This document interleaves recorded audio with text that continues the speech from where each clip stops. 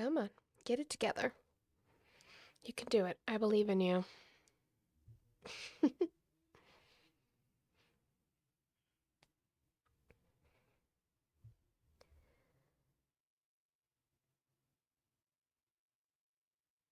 Yeah.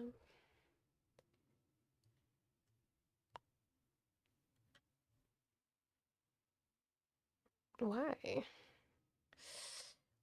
Oh, crap. I know why. Try that again. Okay. We're working on it. We're working on it.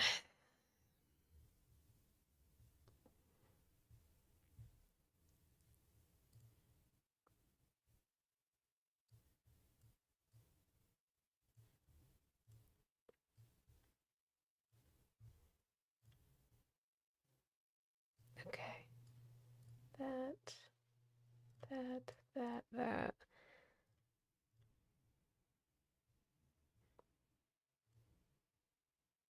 Okay.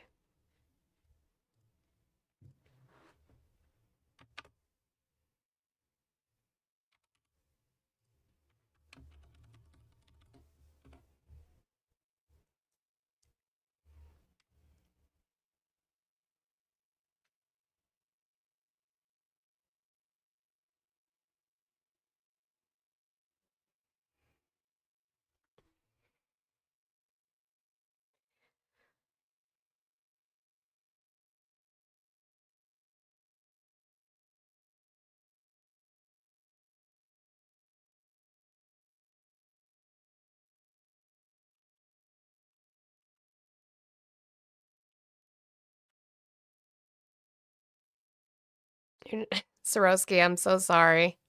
I know. I've looked today. It's not great. I'm so sorry. We knew what it was going to look like with this president. We all fucking knew. Except for some people. Hi, Elmer. Hi, Justin, over there on the tubes. I see you guys. Welcome in, Raiders. Welcome in, welcome in. Good morning. Good afternoon. Hello, hello.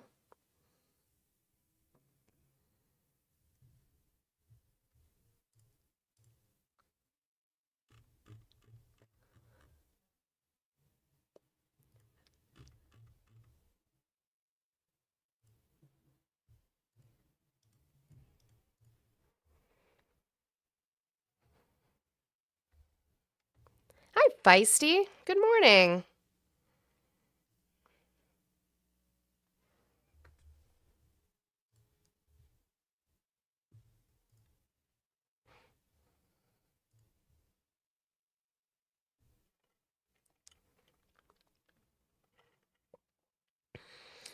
Oh, did we? I didn't know that, Todd. 2 more, huh?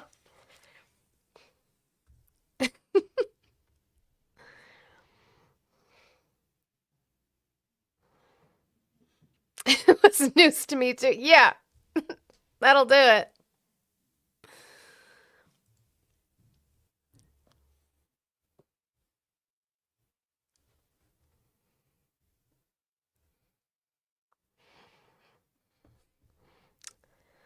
Hi, Tasty Cake. It's going good. Happy Friday.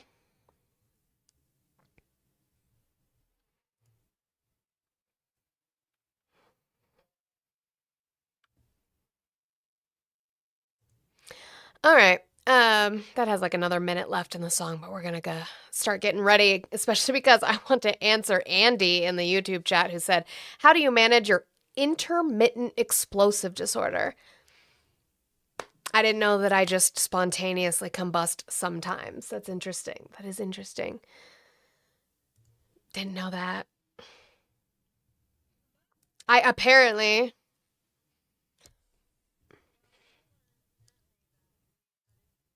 Constitution, and there is between 23 to 27 amendments. Anywhere between. Okay. It's been a rough morning. Numbers are shit. So that's why I also told people when we come over here, guys, TikTok's being TikTok. Why don't we boop, share, do all the wonderful things, repost and stuff like that. I'm gonna harassify you guys on Monty's live because it's easier for me to do that as a co-host rather than a host. So do me a favor and do that. Guys, there are links in the bio to go ahead and help. Make sure you guys are reposting, adding this to your story. Make sure TikTok knows that they want us to be on the FYP. If you guys are friendly and you want to have a conversation, you cannot, but you guys can conversate in the comments. Make sure, yeah. Yes, take this, MAGA. My phone is off because I have just gotten started and barely gotten into my spiel yet. It's been 5 minutes. Take a breath. We'll get to you, I promise. I accidentally stole it. I'm sorry. It's okay. I'm still going to do it. Good morning. Yeah, do it. Good afternoon to those of you on the East Coast. I appreciate you guys being here. It is snowing like a motherfucker here in Colorado, so that's really fun. You never know. In Colorado, we knew we were going to get snow, but you never know if it's going to be a dusting or get dumped on. Apparently, it is the latter. So there's that here today in Colorado, guys. If you could tap that screen, share the live out, do your daily heart me if you have not done so. I have the little roses up there to get us going on that TikTok algorithm that seems to be a little bit funky today and the last week, really. It's been funky. That would be fucking wonderful.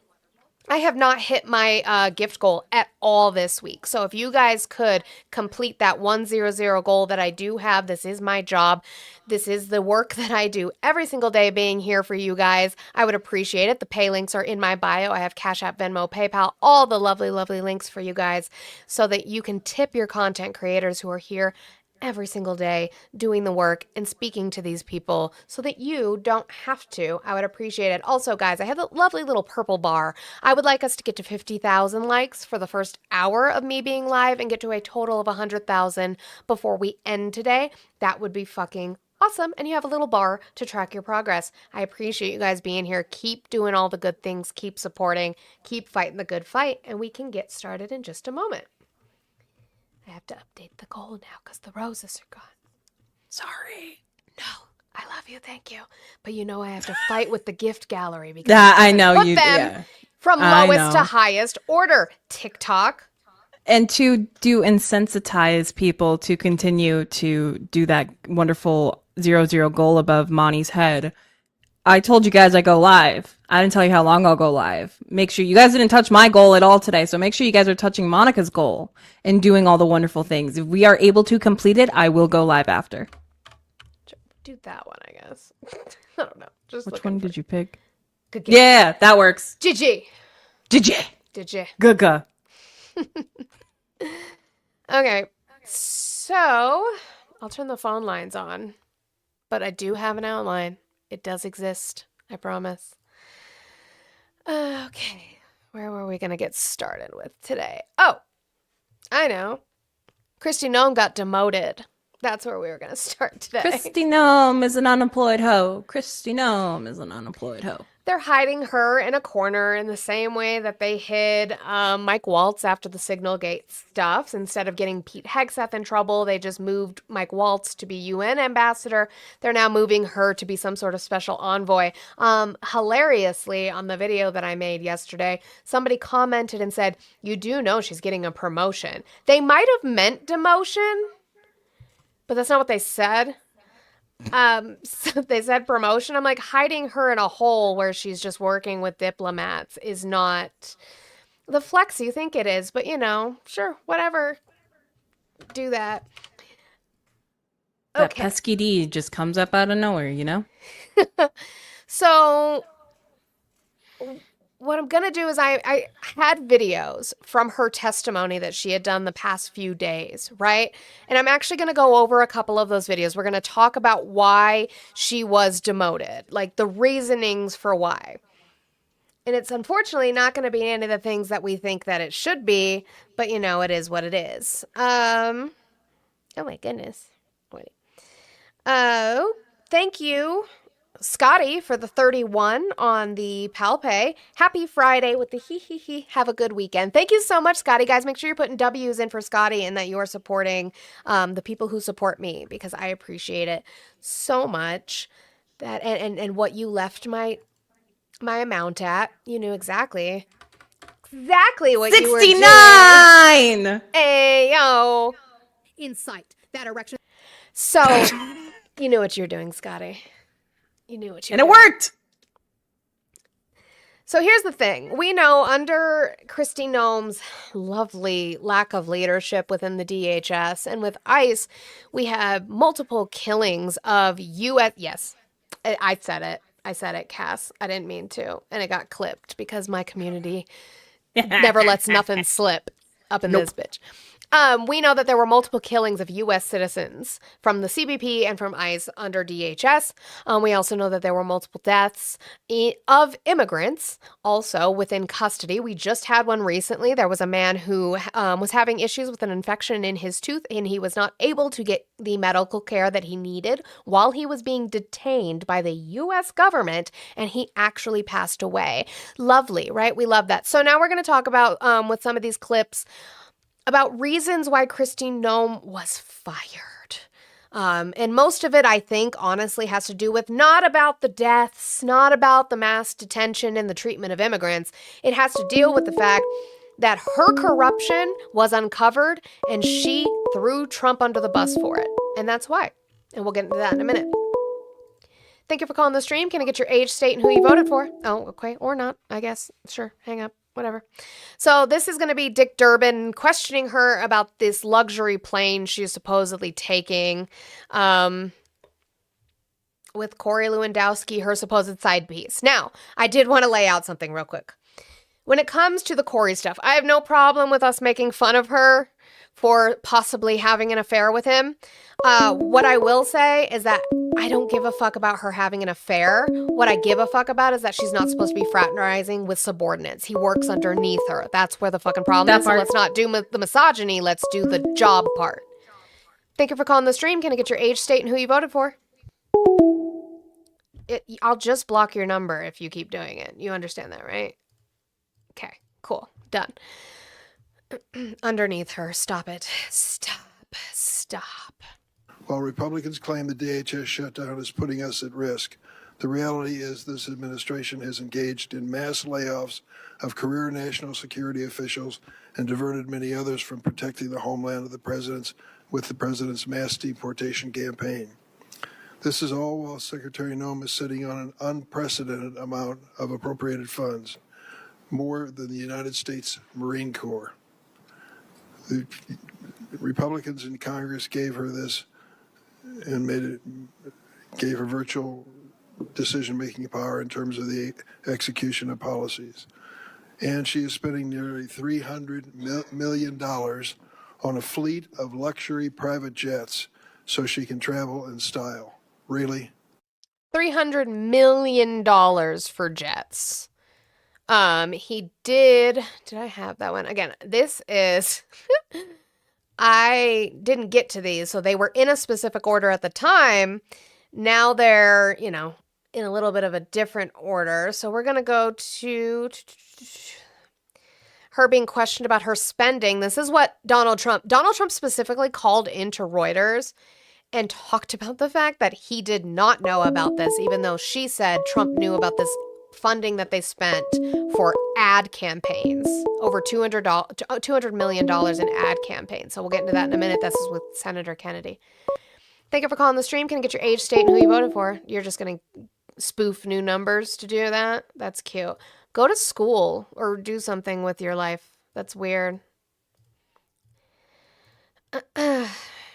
MAGA, this is your people. If you guys want to have a conversation with me, you're more than fucking willing to call in and do so, but you're going to have a conversation with factual-based evidence and not your fees. And I'm so sorry if it gets you upset that you can't defend this shit anymore. But that's not my problem. Don't call in and hang up like a petulant child. Actually have a conversation like an adult. I believe you have a policy, Madam Secretary, that you have to approve all contracts at your department over $100 million. No, sir. I have a policy in place that I review contracts. My deputy chiefs have the ability to review anything under $5 million. Above that, I evaluate and look at. Okay. And you do that, I understand, to try to curb waste and abuse of taxpayer money. Is that right? Yes, sir. In fact, it's been extremely effective. We've saved the taxpayers over $13.2 billion just by evaluating contracts, negotiating lower ones, and canceling ones that aren't necessary to do our duties. How do you square that concern for waste, which I share? Thank you for calling the stream. Can I get your age, state, and who you voted for? I am 30. Josh, I voted for Trump. In what state? Pennsylvania. Okay. Why are you still supporting Trump? The whole Iran thing I disagree with, because Sure. he probably got blackmailed from Israel like the Mossad does to most of our politicians. I mean, I would say they more just so forced our hand because they were going to strike regardless of what we were going to do. So they forced our hand in that situation. Allegedly, there's no proof that that's true, but There's no proof that they struck first? No. That Israel struck first. There's no proof of that. No, I'm saying Iran. They Oh, said no. allegedly they had to preemptively strike Iran because they were going to strike first, but No. What our government is actually saying is that they knew Israel was going to do a strike, and because of that, we had to, quote unquote, preemptively combat them because they were going to strike us because Israel was going to strike them. yeah, the way they're saying Sure. preemptively is an oxymoron. I agree. Bibi Netanyahu has been saying for 30 years, Iran is 2 weeks away from making a nuclear bomb. I agree. Iran agreed not to enrich plutonium or whatever up to a point where they can make it into a bomb, which is kind of an oxymoron again, because why does an oil-rich country such as Iran need nuclear energy? You know damn well they don't have any lefties over there that are saying, "Oh, oil's bad. Or So, you could but do what Europe did. we knew how much Donald Trump supported Israel. So, like, why are you still supporting Donald Trump right now? I don't know. Honestly, I mean, most of his family's Jewish. Of course, the stupid left-wing media says he's an anti-Semite. He's anti-Jew. Most of his family is Jewish. His son-in-law is Jewish. His daughter has now become Jewish. Who, Donald because Trump? Yeah. I haven't seen to be fair, I have not seen the media call Donald Trump anti-Semitic. I have seen them call Stephen Miller Well, anti-Semitic. It was more like the 2016 before people got to know him. It was more Well, I don't care about that. I 2016. care about now. But you knew how much he supported Israel. He literally had said he wanted Israel to finish the job in regards to Palestine. But now we're shocked that he's still supporting Israel right now for their decisions with Iran. Yeah, I'm not a know-it-all. No, It's that's fine. nice I don't to expect have- you to be. I just No, expect I'm you to just pay saying attention to the it's candidates nice- you vote for. Yeah, it's nice to have dialogue Mm-hmm. with differing opinions instead of being like a liberal and you racist Nazi, you have different Well, opinions than me. You're a racist That's Nazi. not why we say that, but I'm also I'm not a liberal, I'm a leftist. I'm farther left than the Democrats are, but the reason that I call certain people that is because most of the time when we talk about subjects that they say they care about, they know nothing about it, and everything that they say is isms and phobias. Most of the time. Did you vote for Joe Biden? In 2020, yes. Could you name 3 good things that he did for the country, like his open borders? There's outbreaks No, of are you going to let measles me because- answer, or did you want to answer what you want me to say? I'm just pretexting it. Sure. You So, know, they say the PACT Act, the Infrastructure Bill, the American Rescue Plan, the CHIPS and Science Act, those were all super beneficial to the American people. If you want to talk about open borders, we can. How many people did the Joe Biden administration supposedly let into the country? 15 to 20 million. Can you give me a source for that? Yeah, if you go by the census, because Democrats, the whole reason why they Oh, want does the open census, borders. do you have a Are you source? gonna let me answer, or are Do you you have gonna a talk source? No, over me? I don't Are you need you gonna to talk tell me over what me? they did. You gave me a source, the census, I want to ask about that. Do you have a source from the census specifically about 15 to Well, 20 you tell million me not to talk over you, undocumented? but Well, it's then my you show. talk It's over my me. show. If you're going to give me a source of the census, I would love to see that. Can you show me where the census specifically documented 15 to 20 million undocumented people? Yeah, they're illegal aliens. The When law was the last defines them. census? When was the Are last you gonna keep census? on talking over me? Yes, when was the They're last census? defined. When was the last census conducted? They're defined as illegal aliens. Sure. They're not. No, they're There's not. no Not such under thing as an DHS. illegal I don't think you immigrant. read DHS at all then. When Yes, it actually they're is. not. They're See, absolutely you're getting not. emotional. You're a No, I'm not. typical I'm actually I woman just hate Democrat. people who don't know things. This is why you get called names, So because you your guys heart's don't know what you're filled talking with about. hate. So when was the last census conducted? I believe it was around 20. I see 2020, but can you Yeah, let me 2020. talk here Oh, for no. 30 seconds? Stop. 2020. So how can you tell me that I you didn't saw say a 2020. I census? said 2024. How often are censuses completed? How often do we conduct a Are one you was in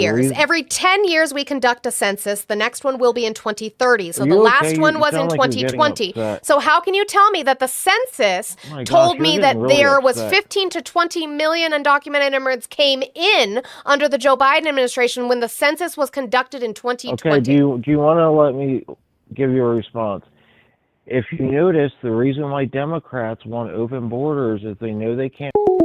Let's talk about sources. Factual. Olive and me were on it. If Can you you want let to me talk about talk? immigration, like I just fucking said, you're going to do it with factually based information and not your fifis about what you don't like about the Democrats. I don't fucking care. Cry about the Democrats all you want. Write it in your diary. Write it on your fucking Substack page. Nobody here gives a fuck. I'll actually go and like it, probably. But if you're going to do it, it better be based on facts. Now, if you're going to tell me that the Joe Biden administration let in 15 to 20 million people per the census, the last time the census was conducted was in 2020, before Joe Biden took office, you damn well better understand the facts of the shit that comes out of your mouth. Thank you, Stephen, for the jewels. I appreciate you. But can you let me talk? No, because all he wanted to talk about was, well, the Democrats loved open borders. I can't prove it, but like, I just believe it. And then you call me a bigot because I don't have facts. Fuck off. I can't even. Oh, joy. Speaking of uninformed people. Can I use it for this one? Yeah, I just want to see what he has to say for a sec. Oh, he's not going to load now because he probably left because, you know, they don't have patience at all either.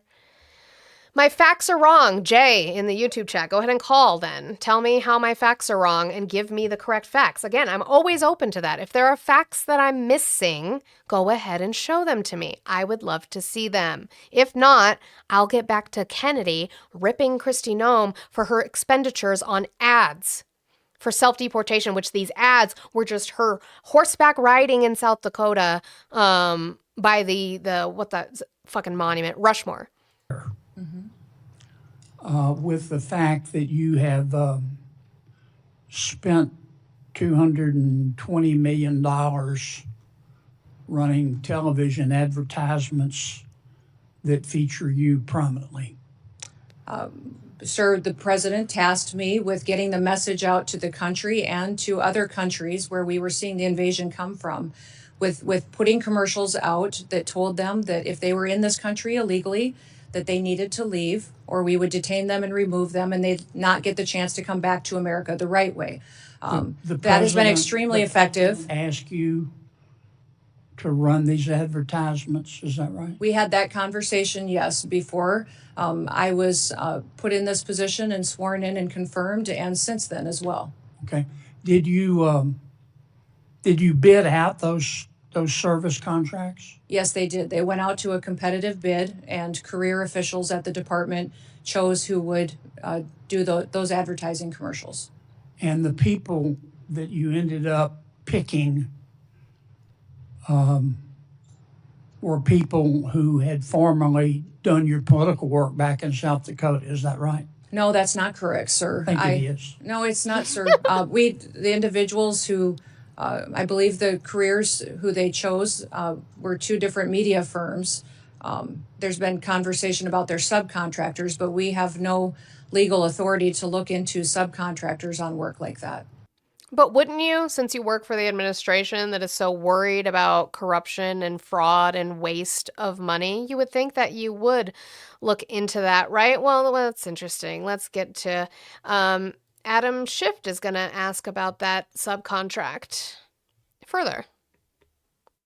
This to you how when it was a competitive process. Well, the career you say it was officials at the competitive Department process. of I guess Homeland you don't Security you don't want to chose confirm the best president's role in this, and I can understand why. But you say it was a competitive process, and yet this contract went to a company that didn't exist 2 weeks before they got the contract. Sir, I can't speak to that. I don't know the name of that company. You're saying you can't speak to it, but let me ask you this. Are you saying it's just a coincidence? It's just a happy circumstance? It's just a fortuitous event that 143 million of that went to a subcontractor that you worked with extensively as governor in South Dakota or during your campaign, that is just coincidental? The same process was followed for this media contract than any other media contract that's happened. Just a coincidence. The Department of Homeland Security. I had nothing to do and no political had any nothing to do with it. No choosing of who the contractors. And we don't have a legal process for weighing in on subcontractors. It doesn't exist. Excuse me, just a coincidence also then that this $143 million. To ask questions, you should want the answers. I'm trying to ask. Mike in the YouTube chat, you're absolutely correct. What I heard was that Kennedy asked these questions. Not only did he ask permission from the Trump administration to ask the questions about these this money for these ads and the subcontractors, but he called Donald Trump after her testimony where she said Donald Trump was made aware that this money was being used in this way and how much it was, and then he went and tattled to Donald Trump like, hey, she threw you under the bus. Like, it is sad that it wasn't the treatment of immigrants, human beings. It wasn't the killings of immigrants. It wasn't the killings of U.S. citizens. It was the fact she threw Donald Trump under the bus about money that he supposedly did not know anything about. You're trying to say that this was a political decision, and it absolutely was not. I'm just asking you. So it's just a coincidence that a $143 million subcontract went to the husband of your press person, also someone that Corey Lewandowski, one of your special government employees, worked with extensively. So that was all a coincidence, right? Because you had no knowledge of this, no involvement. Media company that and none gets of the people contract, around you had any involvement. the ability to so choose the taxpayers should just subcontractors. assume We don't this is weigh a in coincidence. on who subcontractors are. There's not a legal process for us to determine what subcontractors are a part of a contract So can that you- goes out can for a you competitive state- bid. can you state and for the only record- career employees at excuse me, DHS were in on the Can you choosing of state those for media the record contracts. then that neither you nor Mr. Lewandowski nor your press secretary, married to the husband of the person who got this $143 million We were not a part of the Can you state for the decision-making. record that none of you that I've just described had any role, played any part, made any communication with any government agency that was involved in deciding who would get that contract? To the best of my knowledge, none of us were involved in deciding who got those contracts Not for in the media deciding, but campaign. were any of you involved in advocating, communicating, or expressing a Not to preference my knowledge, in any Senator, way not to with my the government? knowledge, Excuse Senator. me. Let me just finish the question. Were any of you involved in any way in communicating, expressing a preference in any form, manner, verbal, written, with any government agency that was involved in the contracting The process? same process was followed for that contract that is You're for not all answering media my question. contracts that have gone forward. To my knowledge, or no? there was no involvement whatsoever of anybody that is on the political appointee side of this position and that media contract. Thank you. Well, exactly. And Jamie in the Tubes chat makes a great point as well. If none of them were involved, who approved it? Who was in charge of approving it? And don't forget that this is also the same person who said if it hits over a certain amount of funding, I believe it was like $5 million, that Corey Lewandowski would have to approve it. And if it was over like $100 million, it would be her. It was over $100 million. So that expenditure she should have known about and did know about, right? because she made it that she had to approve it, right? It was a staffer, Chris. Yeah, just like Trump's Truth Social. W's, big W's to Feisty for the 2-0 on the blue app. Thank you so much, Feisty. I appreciate you. And also to Kelsey for the 1-0 because my taxes dropped today and it's payday. Thank you so much, Kelsey and Feisty. I appreciate you guys so much. Good for you for getting your taxes. Love that. So now we are at 39, guys. That's where we're at now. Okay. Who were these people who got this contract, by the way? Ooh. You think they work within the administration? There's no way. There's no way they work within the administration, right? They wouldn't do that. No. It's on a U.S. government website that says that contract for $143 million was a no-bid contract. Public documentation says the contract of $143 million went to the Safe America company, created 11 days before they got an award. That company then subcontracted with the strategy group, and you are familiar with Lakin says that's Slender Man. His eyes are kind of creepy. They're like that transparent shade of green that are kind of scary. I'm not going to lie.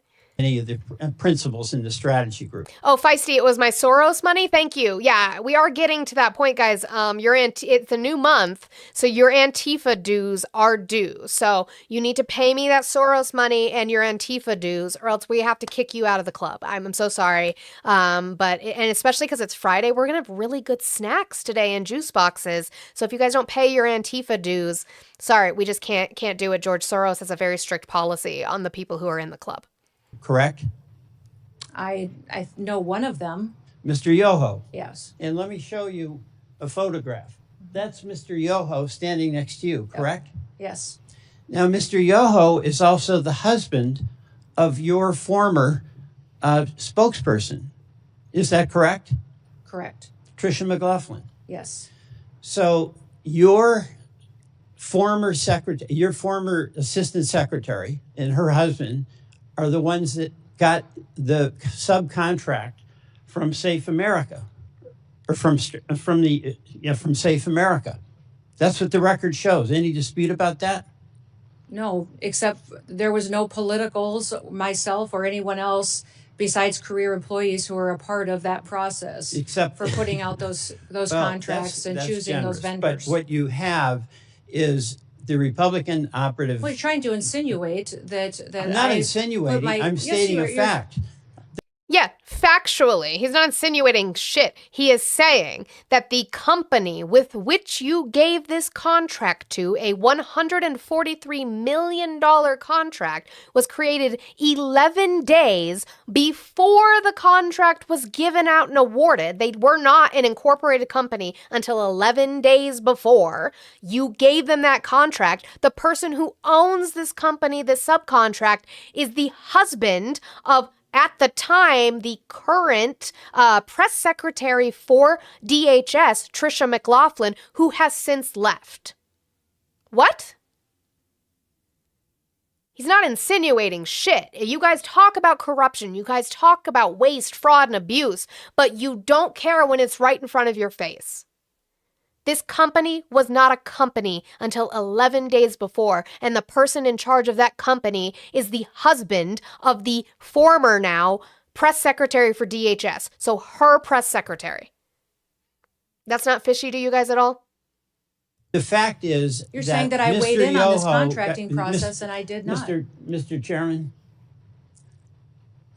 the fact is that Mr. Yoho was married to... Oh, are we ordering our BLM baked goods in the chat? Love that. Yeah, Blue, make sure you set that up. That'll be wonderful. I love some BLM baked goods for Friday. Your assistant secretary is married, correct? Yes, they are still married. All right. And Mr. Yoho also ran an ad campaign for you in your gubernatorial campaign, correct? Yes. And he also attended your inauguration. Yes.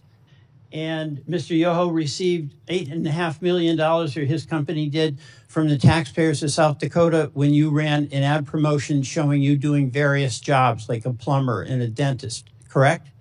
Again, that was done according to the law and processes at the state of South I Dakota. understand, but Yeah, this well- is a person that worked on your campaign. This is a person that worked on your media plan in South Dakota when you were governor. And this is a person who also worked on your memoir. Is that correct? On my memoir? And he worked with Mr. Lewandowski. Is that correct? I don't know, sir. I don't know about the business Mr. arrangements they've had in the Lewandowski past. is your special advisor. Special government employee. Right. For the White and House. Mr. Lewandowski brought Mr. Yoho into your camp. They had worked on the Louisiana governor's campaign, correct? No, I knew Ben Yoho before that.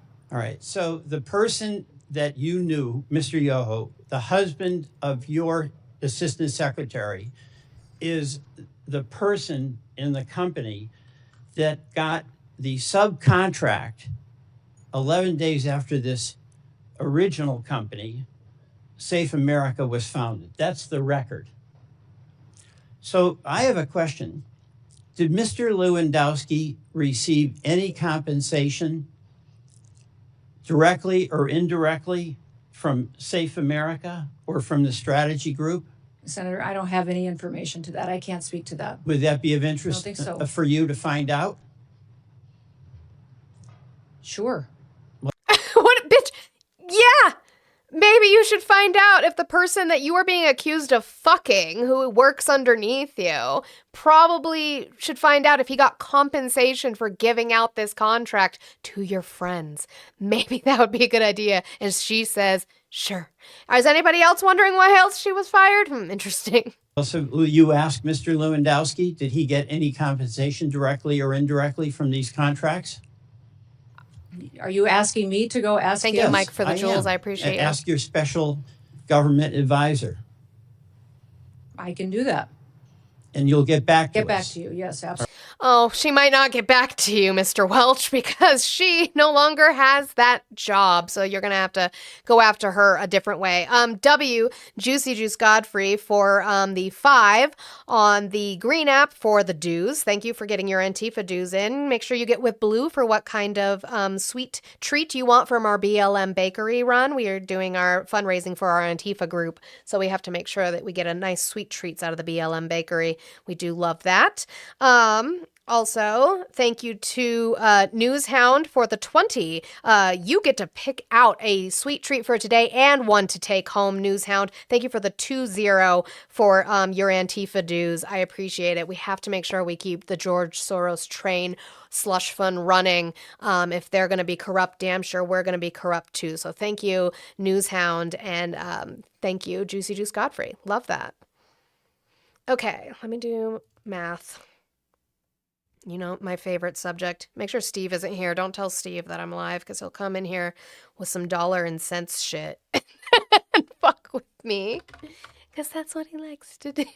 All right. 14. You guys are doing awesome today. Okay, I have one more about going after that 143, just because I love Joe Neguse. He is a representative here from Colorado. He's not my representative, but he is a representative in Colorado, and he went at her again about this 143. Lynette, why? About that 143 million that, you know, helped lose her job.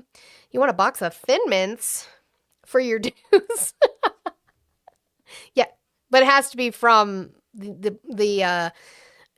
BLM Girl Scout troop specifically, Scotty.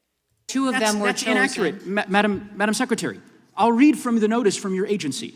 Given the immediate action to significantly reduce illegal immigration and border crossings, DHS identified 4 companies.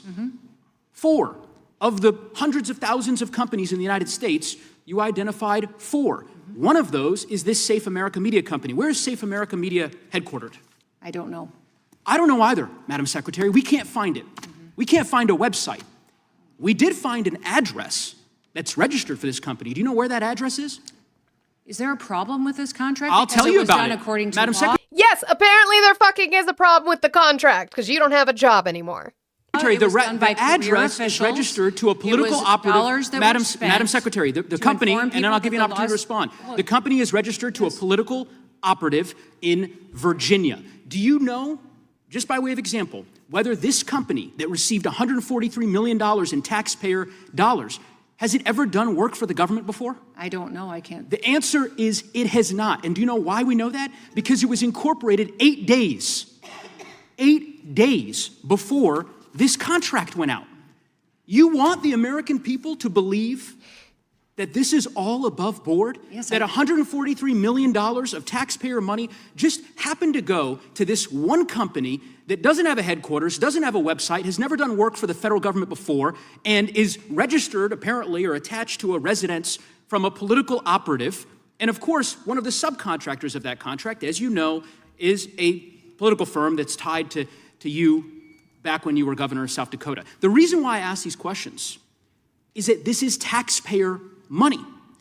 And I presume, I don't know this for a fact, but Senator Tillis noted yesterday the way in which your agency is blocking the Inspector General from 11 different investigations that it is trying to conduct. I don't know if this happens to be one of them. I certainly hope it is, because eventually the facts will become public in this regard. And they're still gonna. Like, they're not gonna stop investigating her. I just saw Nancy Mace this morning talking about wanting to continue to investigate the corruption that was happening under Kristi Noem's leadership at DHS. You would have to prove to me a direct fucking connection between her fucking ad campaign of horseback riding through the mountains of South Dakota, passing by Mount Rushmore, her hair flowing in the wind with a fucking hat on, and correlate that with self-deportations, because that's what the ad was supposed to be about, was getting people to self-deport. You would have to show me where that worked. And I doubt we're seeing it. I want to give a big W to the tappers real quick, to my tappities over here on the TikTok. Thank you, guys. We are at 65,000 likes, and it's only 10:40. You guys are rocking the shit out of those taps today. I'm so proud of you. Thank you guys so much for all of the support that you guys give me every single day. One more thing about Kristi Noem leaving, then we're going to look into her replacement. That's what we're going to do. So this video is Jen Psaki asking Tim Walz about her leaving. Issa Blue. Blue. Hello. I just wanted to confirm the menu for the bake sale. We're going to have no justice, no peach cobbler. Oh my God. Systemic oat pression cookies. I got with Chicky and Lenati, and we're gonna have some guacamole brownies. Yes, love that. We're gonna have some critical race crispy treats, and we'll also be serving internationality. Love that. I'm sorry, intersectionality. Intersectionality. Yes. I'm excited. Yes. That's gonna be a fun time tonight, I think, at our meeting. So guys, make sure you get your dues in so that you guys can, not freedom flaunts, Chicky's yelling, freedom flaunts. Freedom. Okay, we'll add the freedom flaunts. Okay, we'll add freedom flaunts. We got to, make sure everybody's putting in so that we can do this fantastic. Oh, and somebody was asking about the rainbow menu. We do have some pronoun pastries. Ooh, I do love a pronoun pastry. Mm-hmm. So this is Tim Walz on Jen Psaki's talking about Kristi Noem leaving. The first minute is more just talking about what this has done to Minnesota, and then really the fact that, like I brought up, the fact that it wasn't the killings that led to her leaving. It's the fact that she threw Donald Trump under the bus with her corruption. Everything you have been through, everything you have lived through, and the people of your state have lived through. So Kristi Noem is obviously on her way out. You've lived through so much on her watch. What was your reaction this morning? What's been your reaction to the news? Well, good to be with you, Jen. Well, good news has been kind of scarce since Kristi Noem and Donald Trump's folks showed up in December. And so glad she's gone, but I think you understand it and everybody else does. It's the people who are putting them in place, a rogues gallery of incompetent, cruel cabinet secretaries, and this one was particularly loathsome. But What I think we need to make clear is the damage that she's done here and continues to do. I remind your viewers that there's still 650 of these folks here. We're trying to recover from this, and it's going to take us years, and it may be generational trauma on our children. We don't know where our kids are at. We need answers. And so I'm glad she's gone, but it gives us an inflection point. And this is what I would really encourage Congress to do their job, Republicans in Congress. And as you're talking about, whether it's Senator Mullin, whoever it is, put the guardrails on right now. We need to be part of the investigations into Renee and Alex's death. We need to know where our children are at. We need them to quit taking Minnesota's money. So I do think it's okay to celebrate at times. And former Secretary Noem and I go way back. And the trouble started long before this when she chose not to address COVID and spread COVID throughout the upper Midwest, killing people across the area. And this incompetency then to be picked. I think it's really interesting what you said was she wasn't fired for killing Alex or Renee or being in charge of that. She wasn't fired for taking children. She wasn't fired for dragging American citizens out of their home with no shoes in underwear when it's 20 below zero. They only make changes when it becomes politically problematic for them. It's true. He didn't care about the killings. Care about the problem that it made politically for him. Thank you for calling the stream. Can I get your age, state, and who you voted for? Okay. Because they're not going to change what they want to do. They still want these mass deportations. Stephen Miller is still there whispering in the president's ear, and they still believe they don't need warrants. They still believe they don't need to give us accountability for murdered Minnesotans. And so I think this is an inflection point that Kristi Noem was incompetent. She was cruel. She was terrible. But the institution at DHS and what was carried out and what the White House is saying, that's what needs to be addressed. And that's true. Because it's not going to stop just because she's gone, and we still need accountability.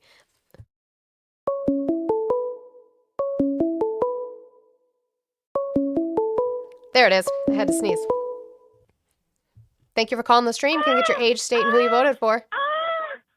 Oh, a peacock. Do you guys hear the peacock? That's great. I do love the bird, the peacock. They're great birds. They were the guard dogs of the Greeks and the Romans. So, do love that. So we just added another beverage for our rainbow friends. It's gonna be the gender fluid. I love that so much. Samantha, let me see. What is that? Yeah.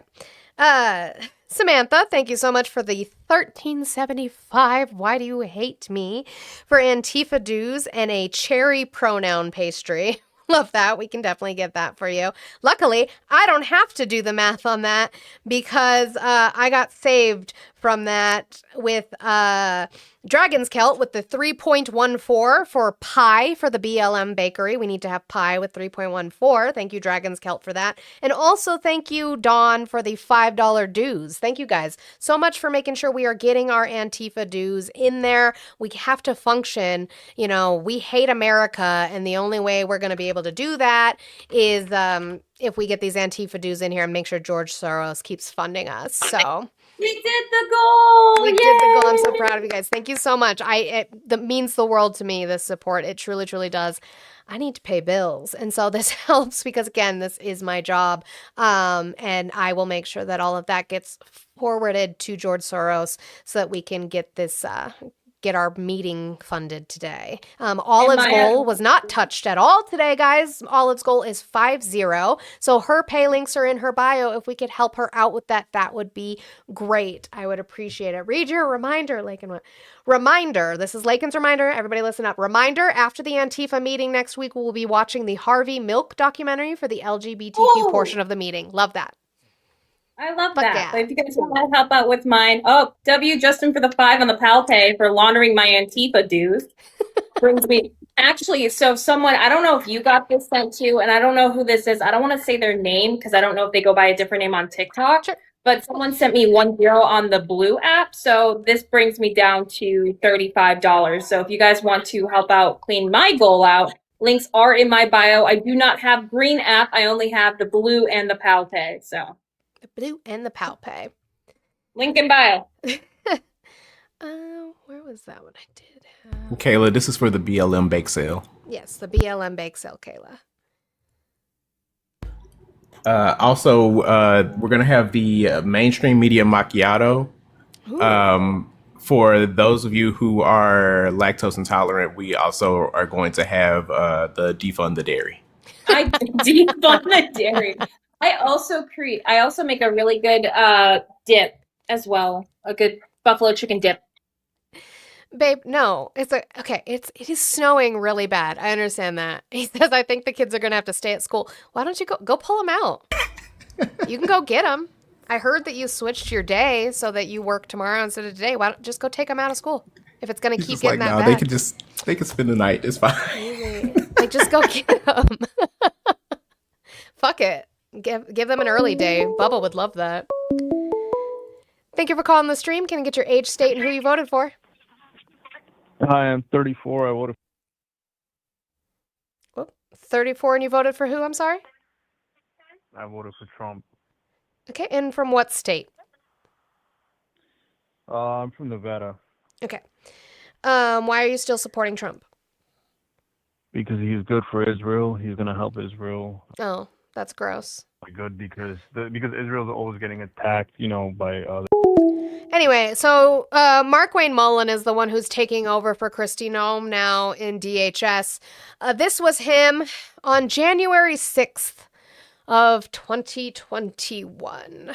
The person next to him is a GOP. We've actually listened to him before. He is a GOP representative. Is he a rep? I think he's a representative.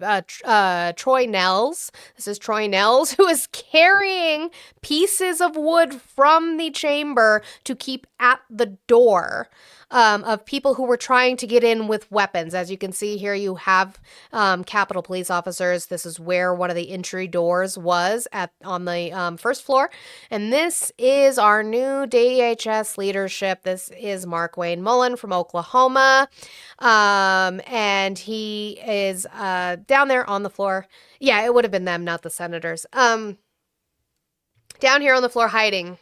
Strong leadership there by Mark Wayne Mullin. Love that. So, on the day that he found out, yesterday, as we all found out, that he was going to be taking over this role for DHS, I don't think they gave him much of a warning.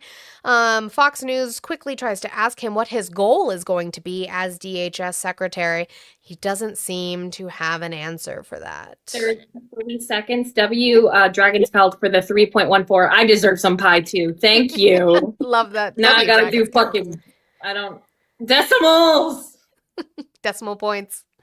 Math. You can do it.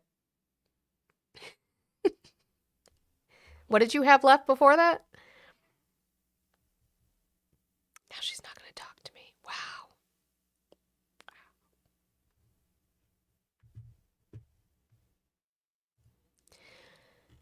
Okay, I see how it is. It's fine. Whatever.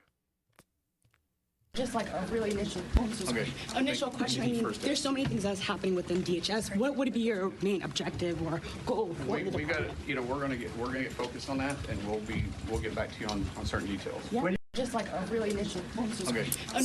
I mean, there's so many things that's happening within DHS. What would be your main objective or goal? We got to, we're gonna get focused on that, and we'll get back to you on certain details. Because he doesn't know. Because he has to meet with Stephen Miller and Trump to find out what that is. Mm-hmm. So I don't know. They haven't told me yet. So he's going to be going through the tutorial while Kristi Noem is holding the unplugged controller. Yeah, pretty much. That's pretty much going to happen. Now let's remember what kind of person he is. He's a senator. He's a senator, okay? And they had a congressional meeting where they were talking to Teamsters. These are union leaders, okay? This one specifically was a Teamsters president, Sean O'Brien, who he tried to fight on the floor of the Senate. You sent a picture in Discord, Lynette. But yeah, I mean, there's also that. He doesn't have a degree. He doesn't have a law degree. No law enforcement background. He did MMA, Lynette. That's enough, right? He did MMA. It's fine. Yeah, I only have a clip of it, Jesse, but this is, part of it where he tried to fight the president of the Teamsters. This is a time, this is a place. If you want to run your mouth, we can be two consenting adults. We can finish it here. Okay, that's fine. Perfect. You want to do it now? I'd love to do it right now. Well, stand your butt up then. You stand your butt up. Oh, hold on. Big guy. No, stop it. Is that your solution, republic? No, sit down. Sit down. Okay. You know, you're a United States Senator. Sit down. Oh, okay. Sit down, please. All right. Can I respond? Hold it. If we can't, no, I have the mic. I'm sorry. This is hold what it. he said. You'll have your time. Okay. Can I respond? Oh, no, you can't. That was Bernie Sanders telling him, you are a United States Senator. Act like it. But men aren't emotional. Men can lead the world because they're super not emotional. Well, what else does Mullin have issues with? He's going to tell you there are these steps. He's going to talk about the history of them. There's these steps in the Capitol, these like marble steps, where a previous congressional fight had happened. There was a disagreement between two congressional, I don't know if they were representatives or senators. Not up on the story with the details. I just know that they had a fight. He's going to describe that fight to you because there are literally still bloodstains in the marble. They can't remove them. They'll never be able to remove them.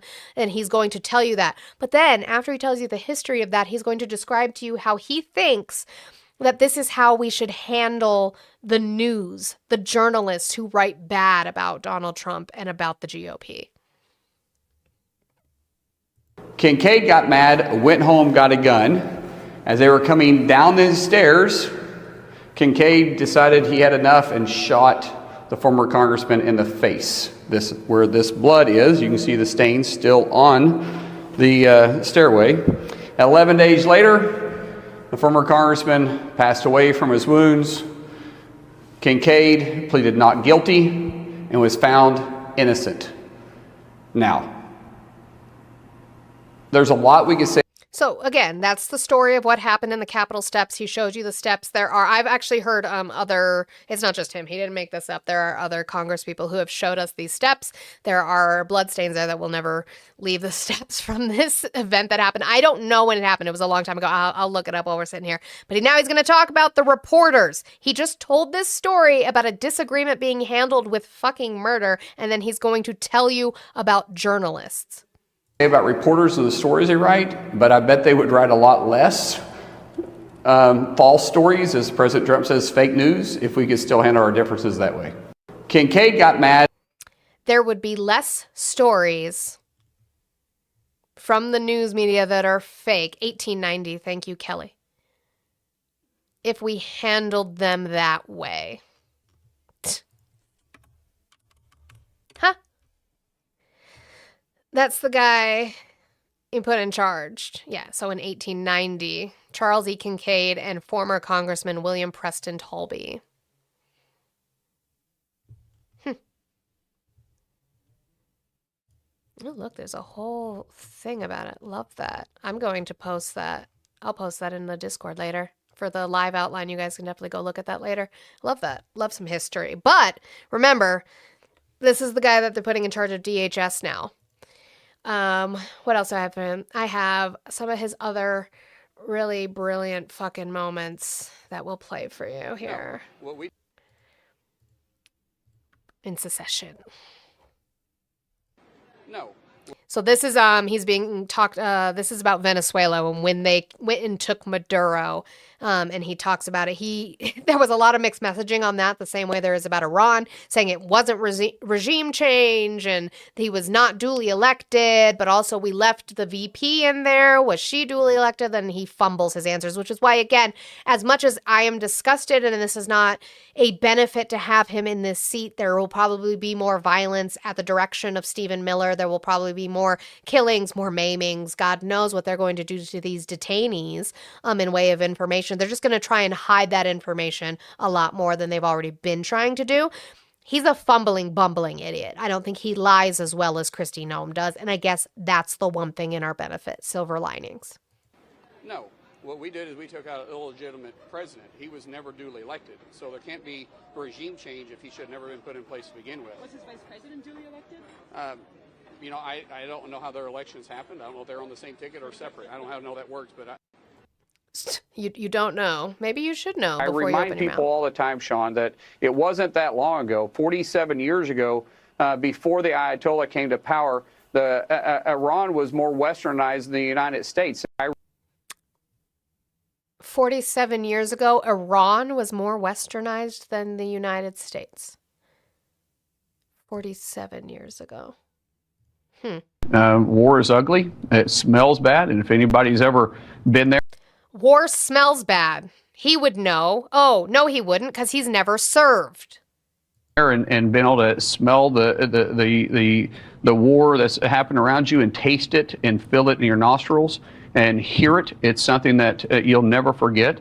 And it's ugly. And fortunately, you have President Hegseth, or I say President Hegseth, Secretary Hegseth, that has got a great relationship with President Trump, and President Hegseth's been there. How would he know? Because he's never Remember, been there was there. a plea deal. Now, this one in particular, this is the last one of that set of clips. It's about the sweetheart deal. I've played this one before. He's a fumbling, bumbling idiot again. Thank you for calling the stream. Can I get your age, state, and who you voted for? Okay. Remember, there was a plea deal that was struck in 2009, way before I was in office, way before Trump was even considering to be in office, way before Pam Bondi was in office, way before Kash Patel was director. 2009, there was a sweetheart plea deal that was made underneath the Obama administration with Epstein, and that sweetheart has not been exposed. No, it was 2000. Oh, it's not? Well, when was the case heard? It was 2008. It was the U.S. attorney at the time was a guy named Alex Acosta.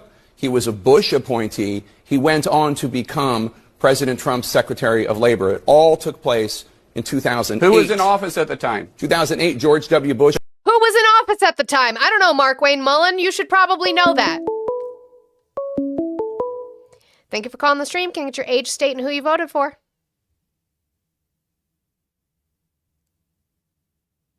Go ahead. Hang up. There you go. Do you think that's how they laugh when they hang up? Got her good. Anyway, who was president, Mark Wayne Mullin? You should know that. 2008, George W. Bush. Who was in office at the time? George W. Bush. No, 2009 is when the case came out, and it was and Obama was in office at the time. It's not true. But let me ask you. The deal was made in 2008. You might not have known until 2009, which is a you problem. But the deal was made in 2008. That's the idiot that we're putting in charge of DHS. I don't think it's going to go very well for him, personally. All right. And it's the top of the hour. Perfect. Where are we at? You guys hit 100,000 likes, by the way. So that means I damn sure know that we can at least hit 150 before this ends today. So you guys are doing awesome. W tappers, I'm so proud of you. I know those fingers have so much muscles up there. I know that they do. You guys are working really, really hard. And I appreciate you guys and your support today on this Friday. Bad news. Oh, I'll do that one in a minute. I want to do the headline first because, you know, it makes them nice and mad. Uh-oh! U.S. payrolls unexpectedly fell by 92,000 in February. Unemployment rate rises to 4.4%. That means jobs. Jobs went down 92,000 in February. Uh-oh. What? Thank you for calling the stream. Can I get your age, state, and who you voted for? My name? No, your age, state, and who you voted for. Oh, I'm 56, Mm-hmm. New Mexico. And you voted for Trump? No, I did not vote for Trump. Oh, who did you vote for? I'm sorry, who did I vote for? Yeah. Biden. In 2024, you voted for Biden? Mm-hmm. Why did you do that? What are we talking about today? Well, anyone but Trump. Anyone would have been better than Trump. So why didn't you vote for Obviously. Kamala Harris, who was on the ticket in 2024? Oh, I'm sorry. I did vote for Kamala Harris. Okay. I was confused. I'm sorry. I didn't expect to get on the phone this quick. No, you're apologies. just fine. No, you're fine. Do you plan to vote in your midterms this year? Yes. Awesome. I love that. Thank you so much for participating in the process. And thank you. I am going to end the call with you because I am looking to speak to Trump supporters, people who are still currently supporting Trump, but W you and make sure that you definitely vote in your midterms. So proud of you, especially in places like New Mexico. We need to take those states back and stop what's going on.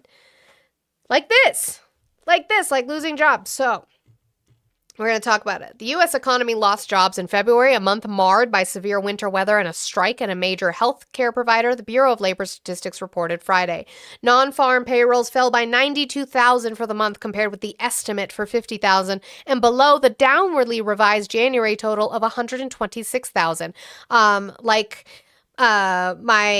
Like my friend Jesse points out in the chat, this is the number before revision, which means that it could probably go down more. I highly doubt that it's going to go higher.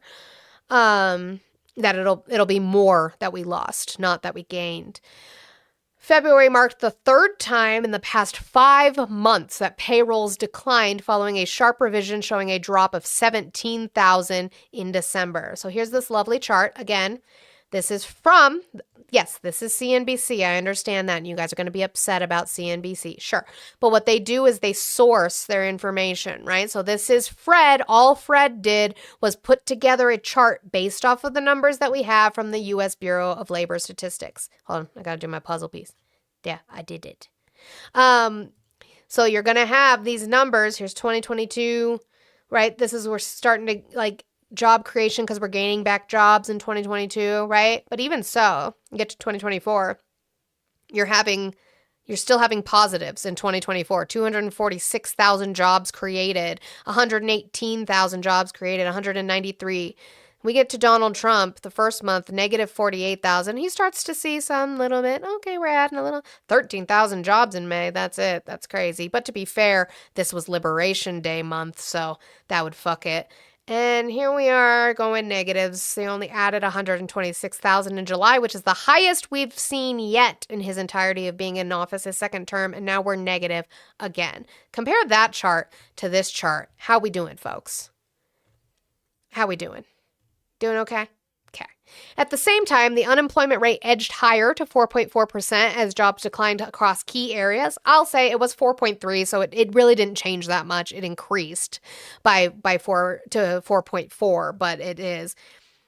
Right, Ari. 4 months of jobs lost in 12 months is a shit-ass record. Anybody would say that. A broader measure of unemployment that includes discouraged workers and those holding part-time positions for economic reasons moved lower to 7.9% or 0.2% point below the January level. So again, this is unemployment rate, right? And where it was.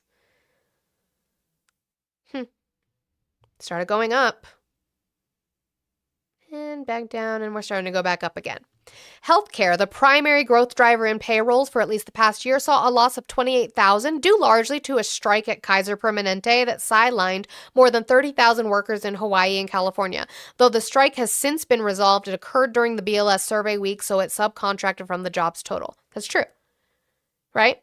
You can't put that blame on him. There's a strike in healthcare. But what are you doing as president, as the head of this nation, to our healthcare sector that is causing strikes? You're obviously not encouraging the healthcare companies to be working in a good way with people who are working if they're striking. Okay? Probably not a good idea. While the jobs picture was weak, wages rose more than expected. Average hourly earnings increased 0.4% for the month and 3.8% from a year ago, both 0.1% point above forecast. This is the president of Fred of San Francisco says, I think it just tells us that the hopes that the labor market was steadying, maybe that was too much. We also have inflation printing above target and oil prices rising. How long they last, we don't know, but both of our goals are risks now, and we have to keep our eyes on both. Because we have oil skyrocketing, which I'll get into, thanks to this war with Iran that didn't need to happen. And, we don't know what the inflation rate is right now. And again, I'll always say, whatever it is, again, there's 2 months of missing data. Don't forget that there's 2 months of missing data. YouTube, you guys will do anything but combat what I'm actually saying. You can sit there and say that I'm another angry lady mad about Donald Trump, and he lives rent-free in my mind. He's the president of the United States of America. Every decision that he makes affects our lives. So yeah, I will talk about him. Yeah, it's a big deal. Here's Fox Business, and this is the Labor Secretary, I believe, yes, coming out to speak on those jobs. Madam Secretary, 92,000 jobs out in February. Fewer jobs in healthcare, fewer jobs for information services because of AI. The weather hurt things, government employment.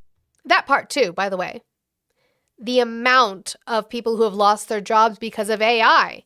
What is Donald Trump doing to regulate and restrict and combat AI to ensure that Americans don't lose their jobs? Anything? No, nothing. Okay. Down.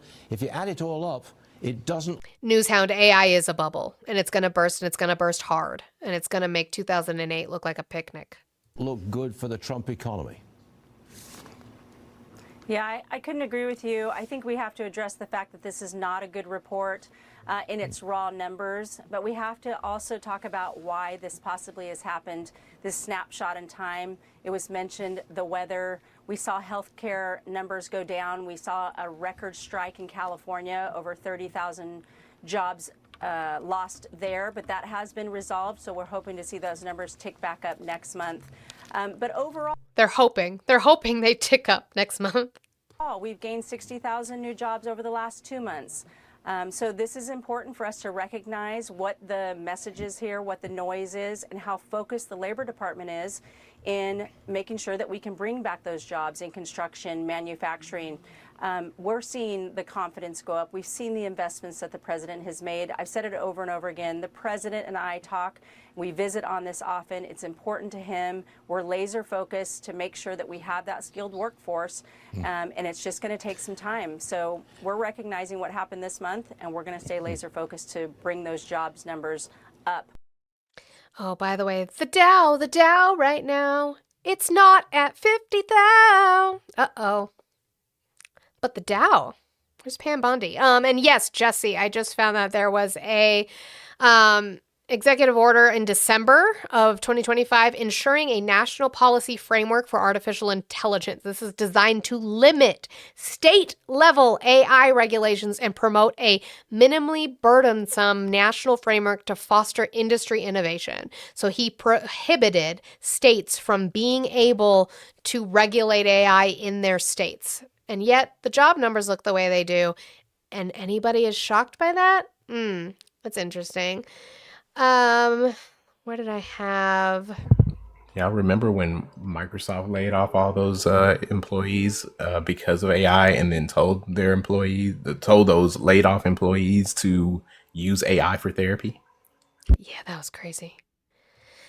More cope. You have Hassett, who's going to try and downplay these job numbers, but he even says, if you listen, he even says in it, he says it's something of a surprise. And so what he's going to say is he says we should just average everything, make it look better by averaging all the good months that we've had, not the shitty ones that we've had. Just don't talk about those ones. Are there enough asterisks in Jim's words to make this number make more sense? Well, I think, Jim's right that there have been so many strong indicators this month that it's something of a surprise, but... Oops, something of a surprise. Maybe for y'all who live in delusion land, the rest of us saw this coming.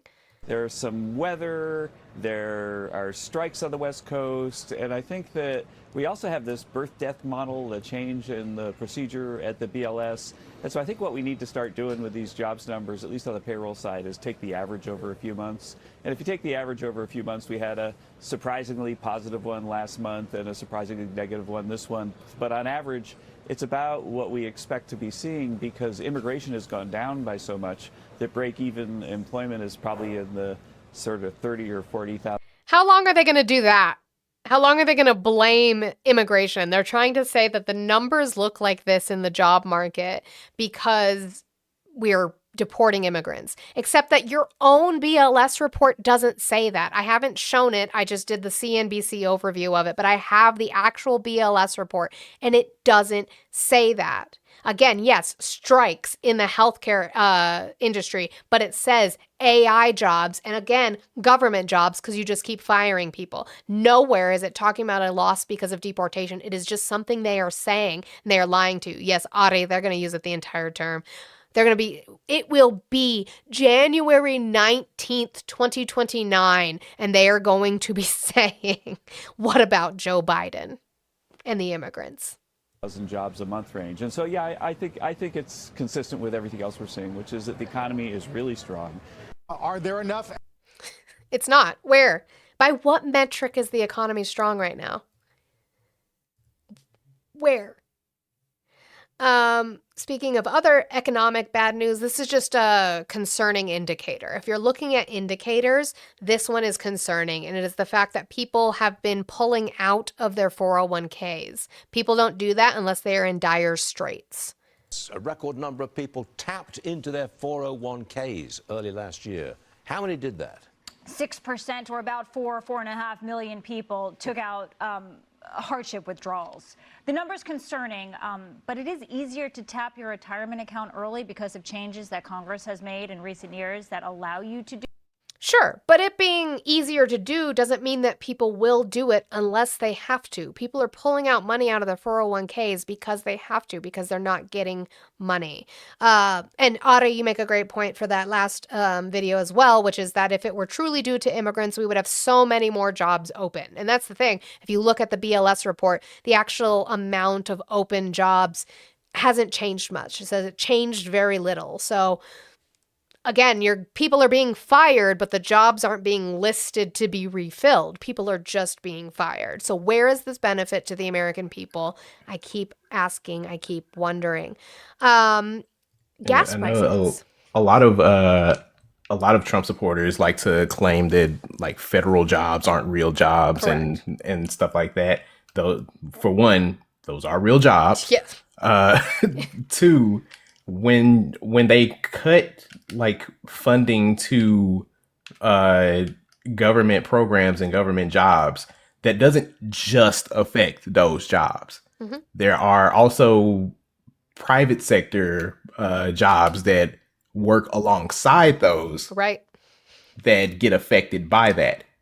I lost my job because USAID and other federal programs were destroyed. Yeah, because they work I in work in the tandem private section with government contracts. And if those departments don't exist anymore, then the private sector suffers too. So gas prices. Donald Trump even said yesterday, I don't have that clip, but he was talking about how gas prices are going to get high and they're going to be the lowest. Dana Bash is going to, this is just a video real quick of Dana Bash reiterating what Donald Trump told her. Yes, it is the clown news network. It's the commie news network. Oh no, get it out now. Oh God, no, why? CNN, why? Okay. I'll show you gas. It's fine. Just let her say this, because even Donald Trump is admitting that thanks to his dumbass war of choice in Iran, gas prices are going to go up. Region, I asked about rising gas prices, and he said, that's all right. It'll be short term. It'll go way down very quickly. And I said, well, they're pretty high now. And he said, no, they're not. They're up a little bit, not much, but it'll drop to record lows. And so I asked, well, does this mean that you're going to figure out the Strait of Hormuz soon? Again, something you were just talking about. He said, quote, it's already figured out. We've knocked their Navy because, you know, when you knock out the Navy. I know, it's really low. She's on a phone call, to be fair. So, you know, they call from Noem when they do these phone calls. I don't know why. They can't do what they wanted to be able to do. The Navy is almost, he said, we just hit the 25 mark. Can you imagine that? Big ones. 25 ships are down. We're doing very well. And so there's that. Let's look at, we have local reporting in Florida about gas prices. This one I had to turn down because he was very loud. They're going to have the opposite problem, I think, with this video. But Megan, Todd, you know, it's only Thursday. What a week. Sorry, go ahead. I was just saying, your husband said he let her use his phone. Yeah, you let Dana Bash use your phone? Damn. Spin, right? I'm looking at the Gas Buddy app right before I came out here, and I'm seeing most prices from about $3.19 to $3.59 in Palm Beach County.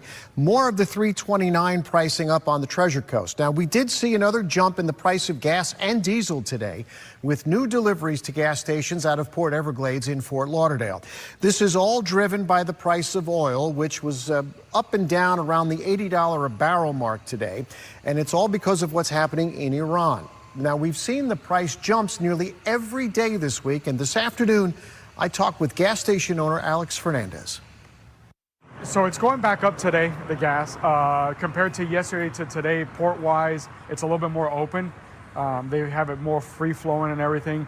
But the price, like it's been the last for a few days, it's been going up. I think right now the projection today on gas is 15 cents and diesel's 30 cents.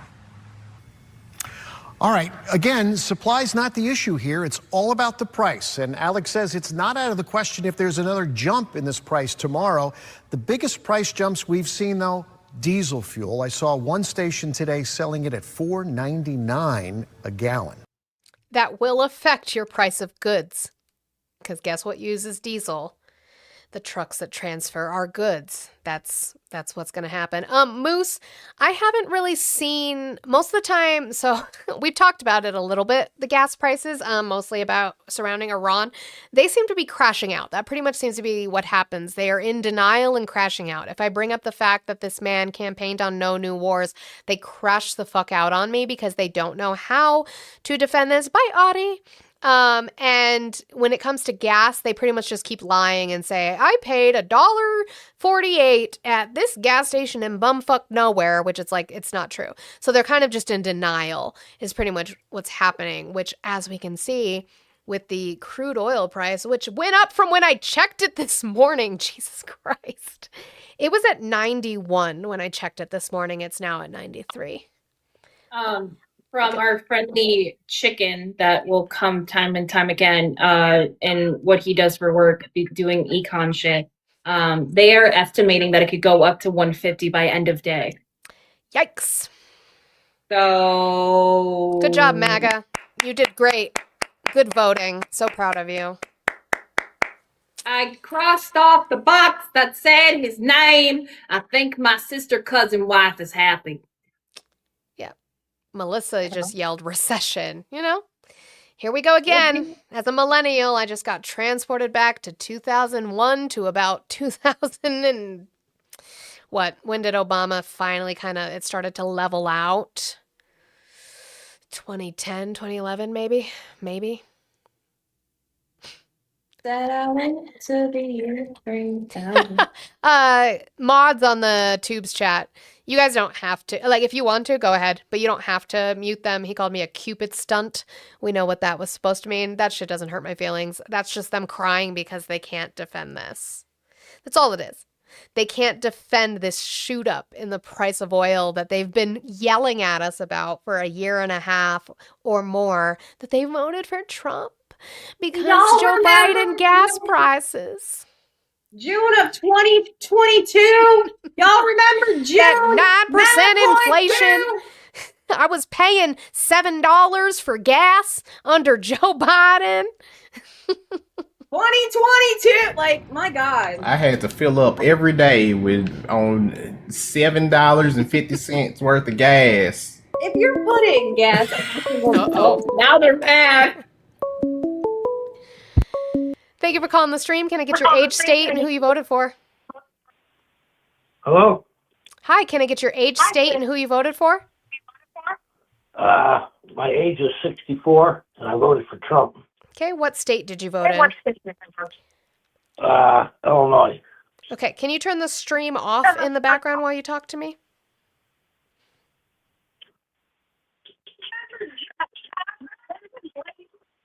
Okay. Okay. Why are you still supporting Trump? Because I'm in Illinois, but I live right on the border of Wisconsin, and we're paying $2.40 a gallon here. So I don't know where you guys are coming up with. I was just in Florida, and it is high prices, but like I said, here in when were you in Florida? When? It's been 2 weeks. Like I said, it was like no, wait, hold on. I know. I'm trying to get a timeline. It's been 2 weeks since you were in Florida? Yep. Okay. When did we start bombing Iran? A couple days ago. Saturday. Overnight. Okay. Friday into Saturday. Saturday. Gas? So gas went up. Gas went up because of that. Yeah, it did go up. Yeah, it did. But like I said, we're paying $2.40 a gallon here, so that's great. It's going to keep going up. Well, I don't know about keep going up, but it's going to come down after everything gets stable. How long is that going to take? Well, probably about a week or two. It's only taken us how long to do what we've done? You think this is going to take a week or two and then we'll be out of there and it'll be done? You think that? Well, don't you think with doing what he done with Iran, don't you think that's going to stable everything out? No, because we've never, ever helped stabilize a region in the Middle East when we've gotten involved militarily. And also, you're disagreeing with Donald Trump and Pete Hegseth, who says it's going to be anywhere from 4 to 8 weeks, supposedly.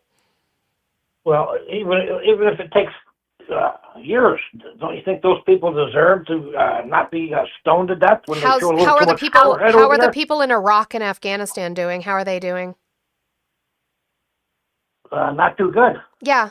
So we didn't help stabilize shit. You think this is going to be different? This country is 4 times the size of Afghanistan. Afghanistan is shit right now. We did not help the people in Afghanistan, but a country 4 times that size we're going to fix? How? Well, I don't know if you know it. Trump's been getting worse to stop. We're not going to put no boots he on just the started ground, one. okay? What are we going to do? We're going to do a little bit of bombing over there, and that's going to be it. And then we will leave it in chaos the same way that we have left other countries in chaos in the Middle East. Well, don't you think that they got a chance to do their own thing, though, now? After we get these thugs out of there? No, because they are a country 4 times the size of the country we did before where they did not and were not able to. Who is in charge of Afghanistan right now? Probably the thugs again. The way Biden left over there? Sure, you can blame Biden for that. I blame both of them for how that went down. But again, how is Trump going to do anything different this time? Are we giving the rebels weapons? Are we helping them in that way? I'm not sure, but I know this. Who would you want in there besides Trump? Kamala Harris. We wouldn't be at war with Iran right now, and you guys can cry about that, and I'm not Did you going to have a just say- conversation. Here we go. Nope. I know it set you off. I said her name. I know. Oh, no. You voted the way you voted, and you're going to take accountability for that, and you're going to tell me, you are going to tell me what his plan is to stabilize that region. Did he give evacuation orders before these strikes to Americans over in Iran? Here's what I know. I'd rather have know you nothing. as president, and I don't even know you, rather than Harris. Did you hear some of the stuff that... You know nothing. And all you want to do is cry about Kamala Harris because it's all you have. Because this man lied to you about no new wars. Every time I bring up Iran, they lose their shit. Every time. You notice they were fine during the economy stuff and the Kristi Noem stuff. Now it's Iran again, and they're upset. Thank you for calling the stream. Can I get your age, state, and who you voted for? This is Mike, Florida, and Trump, And your age? 37. Cool. Why are you still supporting Trump? Everything that he's doing. Sure, let's name one He's thing and we can showing- talk about it. Well, first, I like his foreign policy. What about it? Dealing just regarding the border. I think closing up the That's border. domestic policy. That's not foreign policy. Well, I mean, it affects foreign policy. Like How? when he closes up the border. That's to- domestic. if- That's domestic policy. That's not foreign. Foreign is what we do in other nations. Border would be domestic. How did he close the border? Okay, what I'm saying is. Yeah, you're him wrong. It's closing up okay. the border- We can talk about the border, though. Okay, him closing up the border also affects foreign policy. How? Would you agree or you would disagree? How? Closing up the border does not affect foreign policy. How? So drug trafficking, sex trafficking coming from other countries would not inevitably affect our borders or affect Sure, foreign policy. but that's domestic. It's still not foreign policy.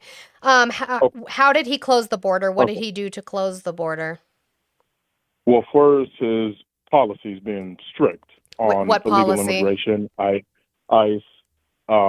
think deporting illegal immigrants. This is all stuff, is a I good understand thing. that. This is all stuff we were already doing because the border itself is not actually closed. Can you show me where it's actually closed? Okay, it's not open to illegal Oh, immigrants. okay, It's so not you open. lied. Cool. What title is our Okay, immigration law under? Okay, ma'am, I didn't lie. I'm telling you. What title is our what immigration going law on under? Currently. Ma'am, you just can't ask questions to make yourself sound smart. You have to let I'm your asking folks- questions you to have test your logic on No. something you brought up. You brought up the border, so now you're going to answer whether you have knowledge on it or not. If it's something that you support, you should probably know about it. So what title is our immigration law under? Okay, so is this so? Hold on. Yes. He's at work right now. No, I run a business. I'm sorry. Give me 1 second. That's work. Yeah. What happened? On the phone. No, what happened? The radio on? No. It's down. She already talked to that, but Trina was calling me on the radio. Oh, all right. Let me go over there. But she talked to that. Go run your business. Go run your business. Like legitimately, I'm not trying to be an asshole. Like you're busy at work. Go run your business. Look up what title our immigration law is under. You feel bad for my boyfriend, Shawnee? I feel bad for my boyfriend too, because he has to deal with the fact that I have a husband. That's tough for him. It's really tough for him. Yeah, my side piece, but they understand. They get it. It's okay. I think the other guy should also look up what being at work means. Hey, your side piece has a name, okay? I love you.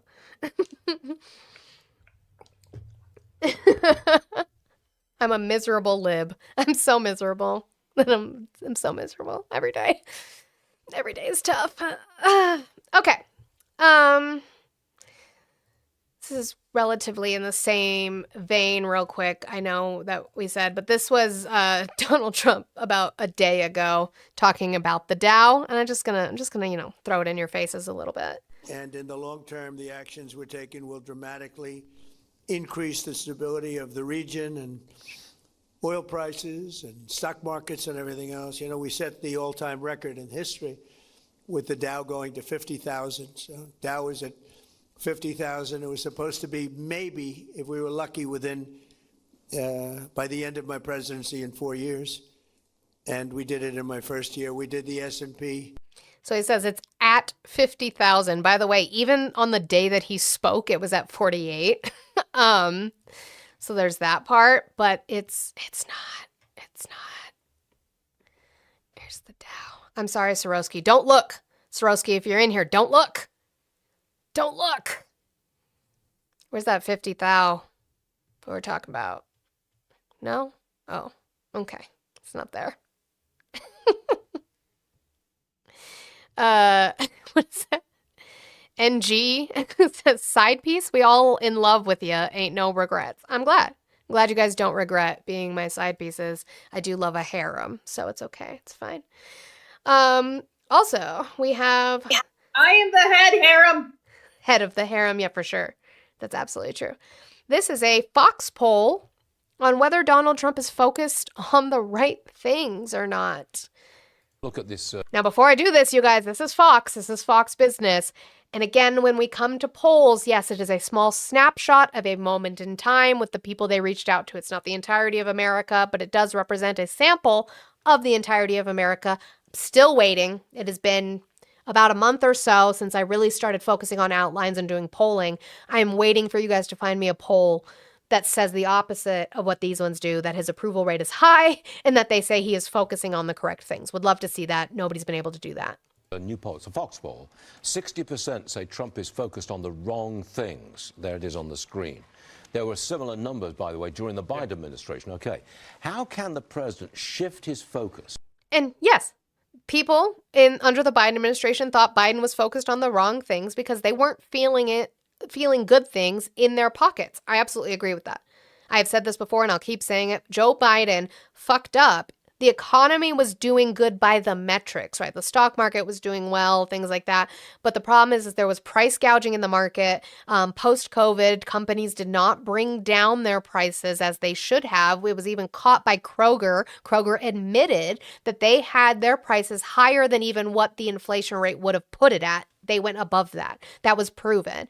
Now, so people weren't feeling good in their pockets because of what they were spending. Absolutely agree. And Joe Biden went out like an idiot and said, it's fine. The economy's great. Everything's doing great. And people are like, what the fuck? So I have absolutely believe that this number is absolutely true, just like I believe this one is true, because Donald Trump also doesn't give a fuck about you. He just comes out and he does worse than Joe Biden. Not only does he come out and say everything's fine, he says, why the fuck are you complaining about everything being wrong when everything is fine? I can't believe that people don't see all the wonderful things we're doing.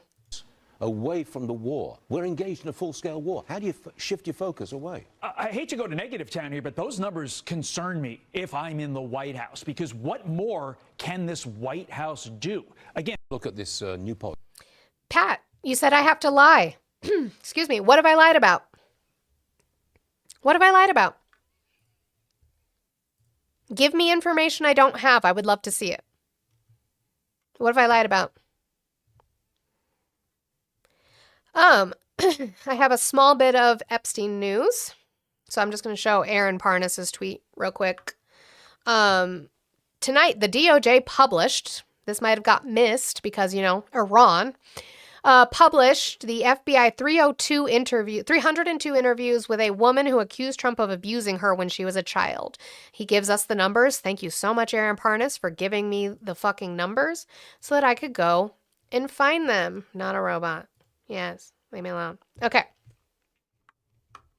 So let's look again before you guys rage out in the YouTube chat. These are accusations. Okay. Doesn't mean they're proven.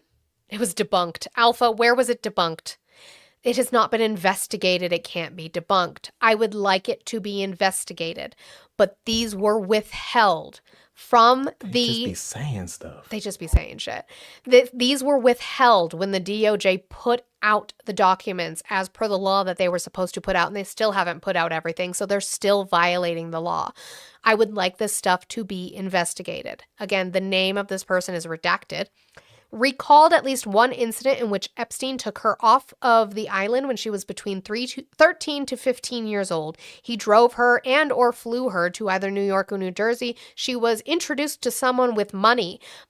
It was Donald Trump. And Epstein were with others, to include Trump, in a very tall building with huge rooms. Trump did not like, redacted, from the get-go. He didn't like that I was a boy girl, referencing a tomboy. Redacted could not recall the identities of the other individuals present. However, they all exited when Trump asked everyone to leave the room. Trump mentioned something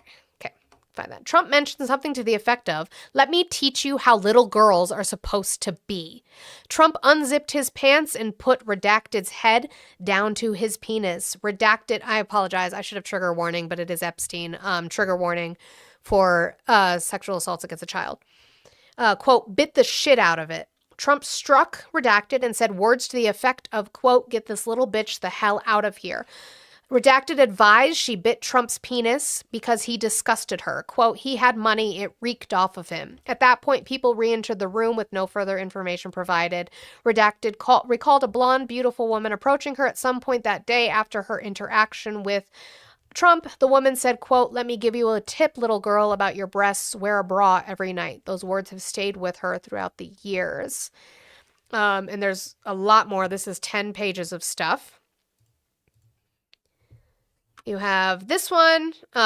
This is the same incident. It's just going to be further information. Interviewing agents asked Redacted to provide additional details regarding her first interaction with Donald Trump when she was approximately 13 to 15.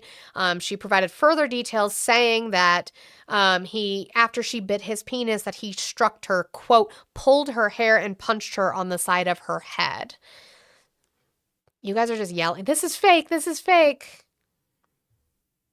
This was released literally the other day. I want it investigated. That's it. That's all. Why do you guys defend this?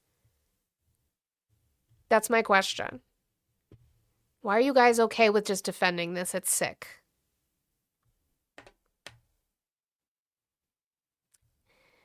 Can you guys tell me?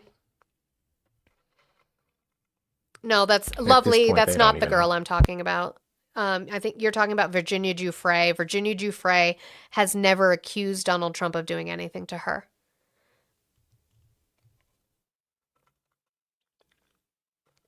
So At this point, they don't even know why they're still defending it.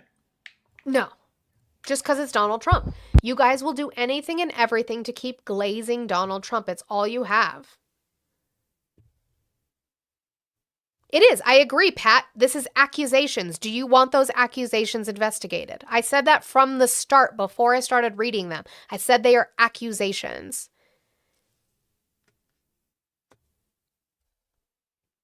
These files specifically, I believe, were 2019. So after Epstein was arrested and people were trying to get information during that. Was there a police report? Yes.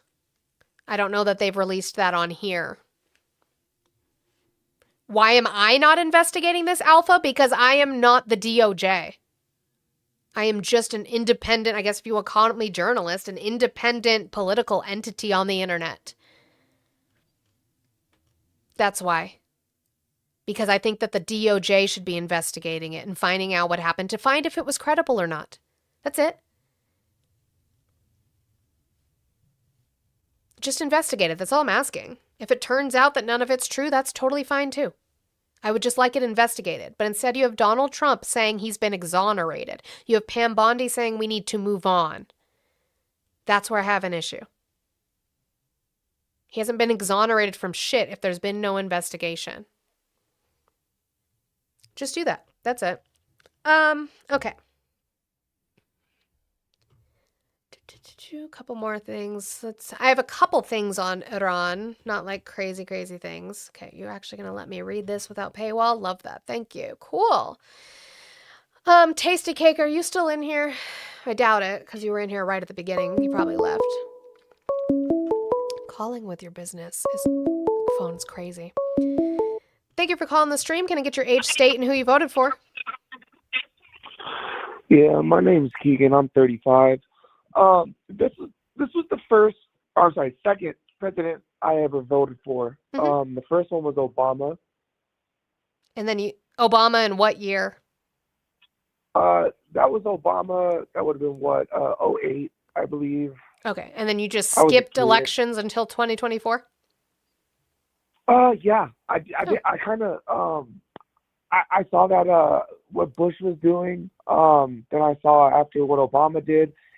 And I found out that everybody was having their campaigns funded by the same people. So I realized that it didn't really matter. It didn't feel like. It does, though. What I'm going to tell you, though, is I agree with you that there is a lot of big funding that's going on. Lobbying. Lobbying. And I think we need to end Citizens United to make sure that that stops. I agree. But what I will tell you is that your vote does matter, because if it didn't, they wouldn't be trying so hard to take it away. Well, now they're trying to take it away. No, they've been doing it for decades and decades. It's just now starting to affect white people. It's affecting white people? I said it's now. Starting to affect white people? Yeah, now. Why would it start affecting white people? Oh, because of the things like the SAVE Act and things that they're trying to do in that way. But they've been going after the vote for the Latino community and the Black community since inception. Okay, so let's start there. Can we start there? How did they go after the vote for the Latino community? Do you know what redlining is? Explain it to me. Or gerrymandering, excuse me, not redlining. Redlining is housing. Gerrymandering is where you create districts for your representatives and for your voting for your electoral map that are so split that you keep Democrats out. You keep the diversity out from being able to vote. You also have the removal of polling locations. We saw a lot of that in Georgia, where they were closing down polling locations. So it made it, you had to travel over an hour to go vote, because a lot of these states force you to vote in person. They don't have mail-in ballots and things like that. Down? Why? Do you know why they closed those polling locations down? Yeah, Republicans closed them down to make it harder. We actually saw this recently No. Yes. Republicans can't just close Okay, yeah, absolutely they can. So I'm going to give you a real world example right now from recently, literally just now. March 3rd was the Texas primaries for voting. Well, they have a big Senate race going on right now. Most of their polls in Dallas we're getting really far off of No, I'm on subject right now. I'm giving you an example right now if you would listen and follow along. Okay. No, you called it yes. redlining. So now it's mandating. I said I was mistaken about redlining. That is housing. I am talking about gerrymandering now in polling locations, and you're going to listen to that because that's what we're talking about in way of taking away voting. So during the Texas primaries, polling locations in Dallas were used for both Democrats and Republicans. However, the Republicans decided they were going to change that. And so certain polling locations, they refused to let Democrats, people, registered Democrats, come in to vote. They only had specific polling locations they could go to if they wanted to vote Democratic. Said, what are you? So they sat at the doors and said, you're a Democrat, you're not coming in here. They check your voter registration at the door. You saw that. They have that documented. They have a police report. Yes. A police report? Why would you have a police report for that? Can I ask you a question? Why would you have a police report for that? You know what would happen if I went to a polling station and they refused to let me in Las Vegas? I live in Las Vegas, okay? One of the most diverse Democratic cities besides, I live right next to California. We are California at this point. No, you're I'm not. going to tell you something. We're not? No. Las Vegas is not Democratic? We don't vote Democratic? It's Democratic. It's not California. You said we are California at this point. No, you're not. Okay. Because everybody has, do you know how many people from California have moved here? Do you understand how much our housing has gone up in the last 5-10 years because of California people moving here? That's not why, but sure. That's not why. How's that Las Vegas tourism going? How's Las Vegas doing right now? I mean, I really couldn't tell you. I don't really deal with the Strip too much anymore. I'm too invested into what's going on in other countries right now because that's just going to end up shaping our country. Now, first off, let's start with this. This is where I think me and you can actually have a conversation. What I was going to finish, because you asked me a question about 10 minutes ago, and I told you I voted twice. You didn't even ask me who I voted for the second time. But it must be obvious to you now, right? Yeah. Okay. So I would hope so because I'm asking you why you're supporting Trump. So I would hope you would know what the question was. In the background. So well, you never let me finish the first question. I don't you asked care. me. You can cry about that in your diary I later. know you don't care. That's the problem. You're not open-minded to learning. So what lobbying? Who was lobbying with Trump? Elon Musk. Okay. Now, who else did Elon Musk support? What other lobbyists are out there besides Elon Musk? Has Elon Musk ever lobbied the president before? Jeff Bezos. You have Mark Zuckerberg. You have a lot of tech bros that help support him. You have the Ellisons who also sent him money. Companies, oil. Sure. People, right? We got people. The Clintons were supported by who? Lobbied by who? People who create weapons, correct? And they fund both sides of wars, right? So yeah, I don't. What I did was I said, well, who's lobbying for Trump? I said, I want to see who's paying Trump's campaign, right? Because I knew who was paying for Hillary's and Bill's and Bush's and Obama's. I said, well, who's paying for Trump's? They said, well, besides Elon Musk, there's not really too many people. That's not true. He believes in gun rights, so I believe the NRA is pitching in. He said, but he's also funding a lot of his own campaign from his own supporters. Prove that. I said, from his own supporters? What do you mean? He goes, well, he raised all this money from his own supporters. I said, well, why are these people supporting him? Who is he talking about? So I ask you again, besides Elon Musk, who are the lobbyists? I just said there was a bunch of people in the tech industry, specifically Jeff Bezos and Mark Zuckerberg. Do you want me to answer or do you want to keep fucking talking? Do you know what Citizens United is? Do you know what fuck off, motherfucker, bitch, motherfucker, bitch, motherfucker? Yes, and I am going to hang up because you're not going to just... You want to give me new information? Give me new information. Don't just spout your fucking feelings. Yes, he had a lot of lobbying. If you want to end that, vote for progressives who are going to end Citizens United, which, if you don't know, was a Supreme Court decision that allows corporations to act as individuals and funnel money into campaigns. If you would like to end that, vote for the people talking about ending that. The only people I have seen talk about ending that are going to, yes, Miriam Adelson's, thank you. That was also somebody who, it wasn't the Ellisons, it is them too, but Adelson's who funded Donald Trump's campaign. He has talked about how they funded Donald Trump's campaign. But if you want to end it, vote for people like AOC and Bernie Sanders, who are the only people who have actually campaigned and talked about ending Citizens United. Other than that, you're just crying. Here is the proof that I was talking about, or what I was talking about polling locations. The Texas Supreme Court, this was the night of the voting, blocked an order keeping Dallas County polls open after, quote, mass confusion. Dallas County Judge Stacey Williams on Tuesday evening ordered the polls to remain open until 9 p.m., 2 hours longer than the 7 p.m. closing time. The order signed because of, again, this was confusion. So the court, after reviewing the petition, finds that there has been mass confusion as to where voters were entitled to cast their ballot on Election Day. And voter confusion was so severe that the Dallas County Election Department website crashed. Williams' order, which was put on hold by the High Court Tuesday night, did not specifically distinguish between Democratic polling places and Republican polling places.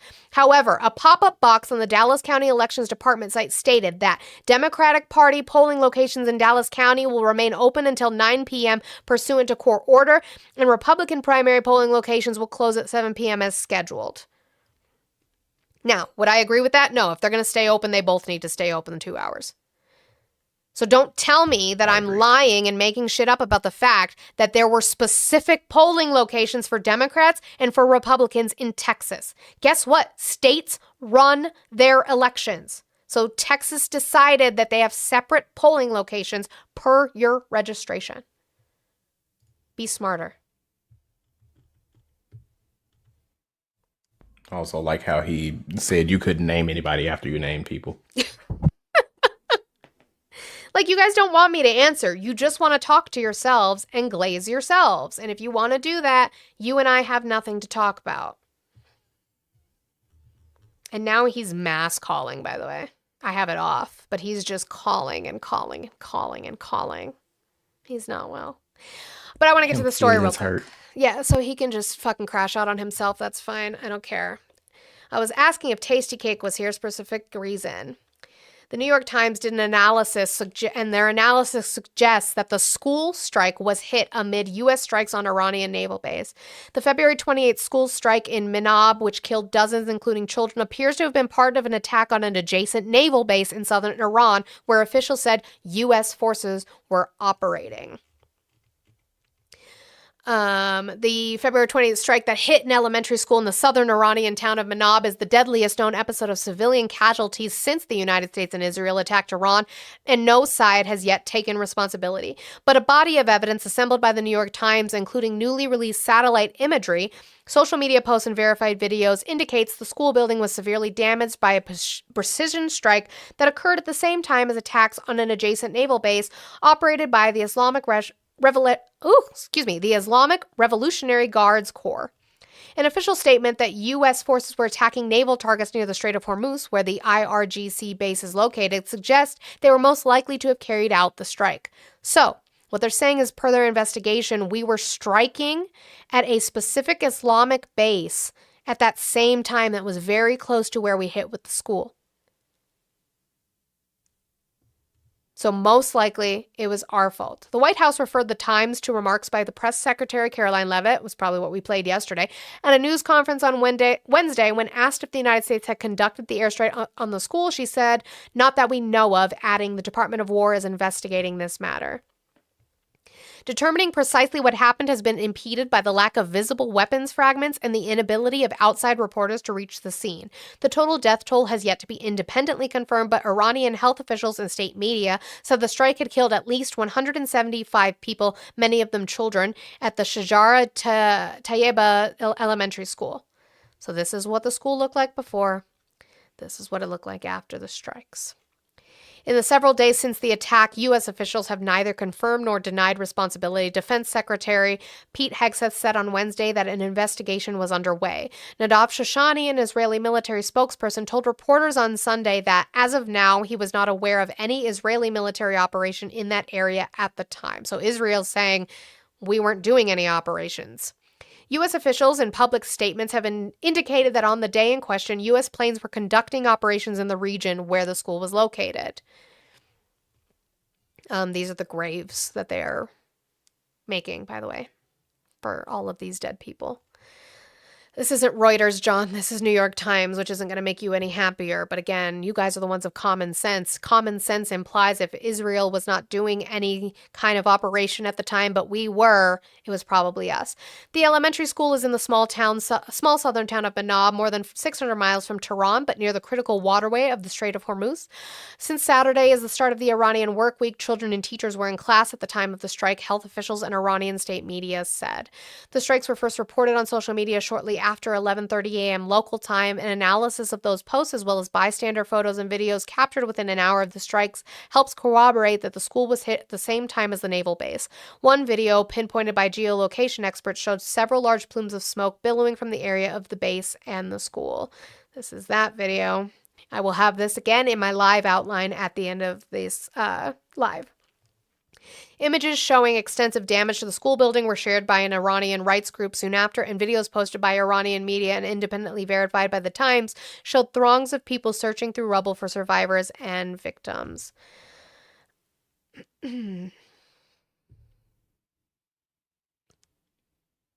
False video, huh, Jay? It's false. It's a false video of wreckage and backpacks and the school being destroyed. It's false, huh?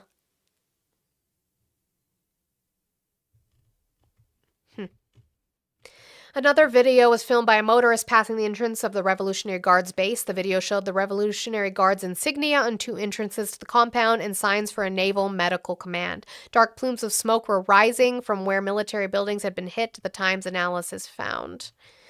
To more fully assess the damage inside the base and what might have caused it, the Times ordered new satellite imagery from the provider Planet Labs. An image taken on Wednesday further corroborated the chronology. The imagery shows that multiple precision strikes hit at least 6 Revolutionary Guards buildings along with the school. 4 buildings inside the naval base were completely destroyed, and 2 other buildings showed impact points at the center of their roofs, consistent with such precision hits. Wes J. Bryant, a national security analyst who served in the U.S. Air Force and was a senior advisor on civilian harm at the Pentagon, reviewed the new satellite images and concluded that all of the buildings, including the school, had been hit with, quote, picture-perfect target strikes. Mr. Bryant, who has been critical of the Trump administration, said the most likely explanation was that the school had been a, quote, target misidentification, that forces had attacked the site without realizing that it might have had large numbers of civilians inside. General Dan Kane, the chairman of the Joint Chiefs of Staff, said in a news conference on Wednesday that U.S. forces were carrying out strikes at the time along southern Iran. A map he presented showed that an area, including Manab, had been targeted by strikes in the first 100 hours of the operations, although it did not explicitly identify the town. At the same briefing, General Kane said Israeli forces had predominantly been operating farther north in the country. He also identified several U.S. military operations targeting the southern and southeastern areas of Iran without mentioning any Israeli activity there. So again, this is where they said strikes were, and that's where the school was in that area.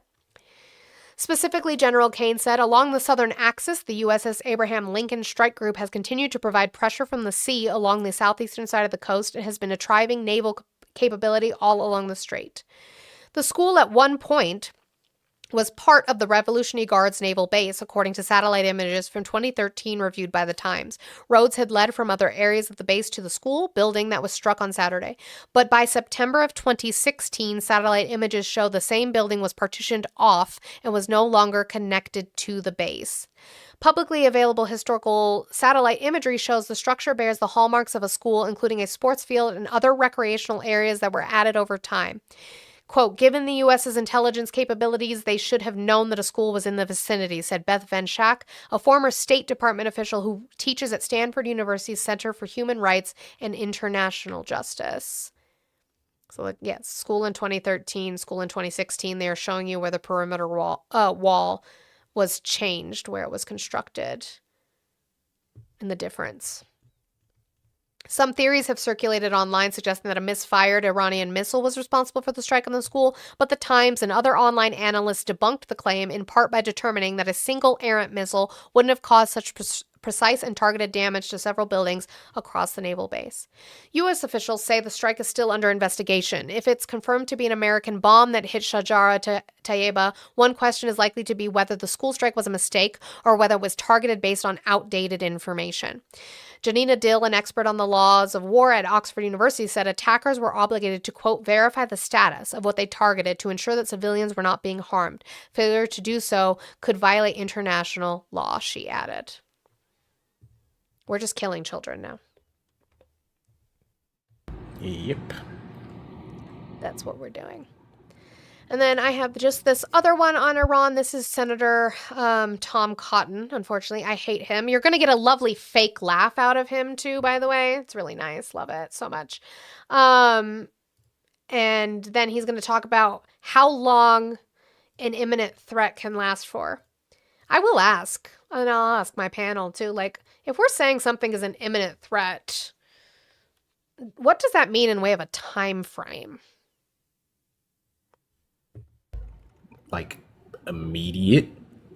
Right. Like it's going to happen within the next hour, 2 hours, something like that. Well, let's see what At least within the next day or two, Right. at the very least. Well, let's see what Tom Cotton says. Brian, no, not at all. I thought Secretaries Rubio and Hegseth, Chairman Kane, and Director Ratcliffe did a very good job of laying out the intelligence and the current state of operations. The simple reality is Iran has a vast missile arsenal that far exceeds the combined missile defenses of the United States, our Arab friends, and Israel. And it gets much worse every single month. That is an unacceptable risk for the United States. It's an existential risk for our Arab friends in Israel. And it wouldn't get better if we waited for 6 or 12 or 18 months to find a more imminent risk. In fact, Iran has posed an imminent risk to the United States for 47 years as they've maimed and killed thousands of Americans without that vast missile arsenal. The president was right to act when he did. An imminent threat for 47 years. Oh, I didn't have him up on the screen at all, did I? I apologize. I thought I did. 47. I'll show you his face, though. 47 years. Imminent threat for 47 years. What? That's not how that works. At all. It's so frustrating. He's still calling, by the way. That's crazy. That's an obsession. Mm-hmm. It's so frustrating to look at even the timeline since Trump was in Trump's first term of Iran was following the JCPOA. Yep. He pulls out of it because he wanted to put sanctions on him. Had no real reason. The IAEA was telling us consistently that they were following the rules of the agreement.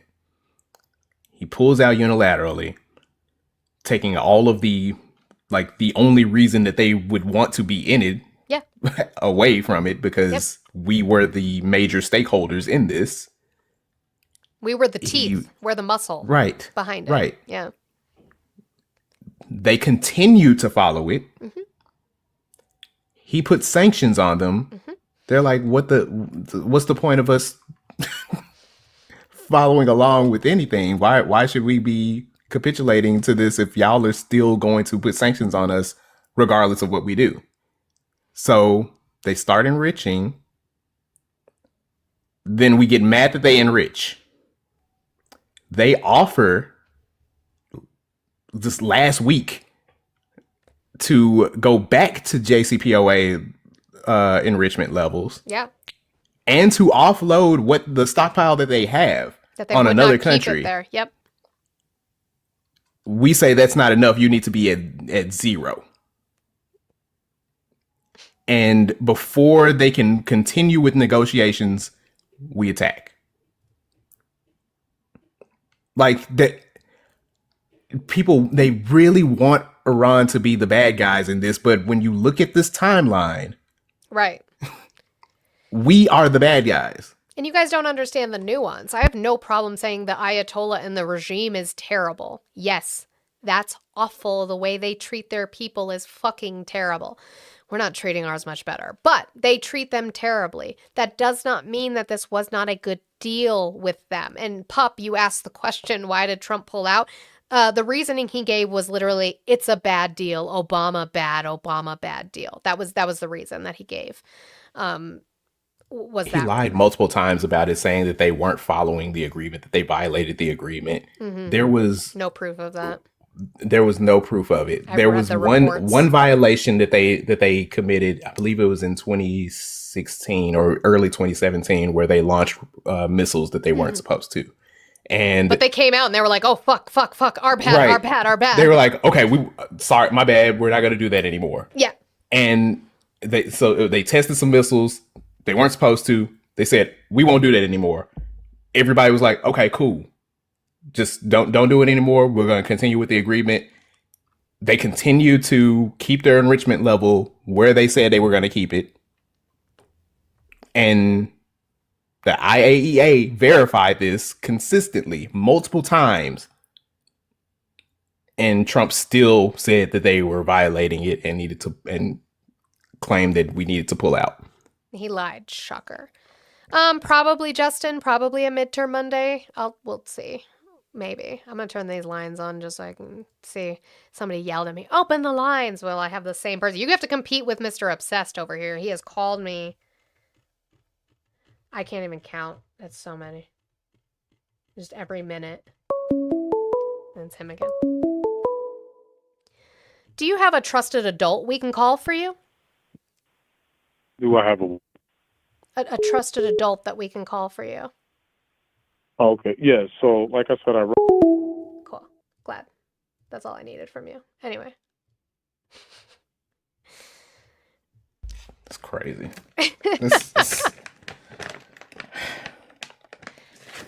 No, that's not On the behalf same of guy who was men, I'm working, sorry. Moose. Yeah, that's not the same guy who was supposed to be working. He did not call back. I hope he's just busy with his work.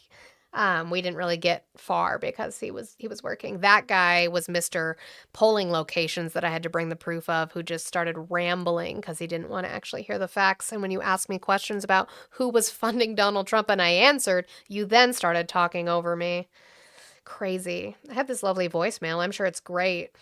3 All minutes. right, let's get serious about this shit. You should debate me. I want to know if she's ever seen the Zapruder film for Kennedy. I want to know if she knows how to actually. Why is he talking about me like this isn't my voicemail? I want to know if she... This is my voicemail. Speak to somebody that's a nonpartisan insider. Because I know she is. I know she works for the government. Definitely works for the government.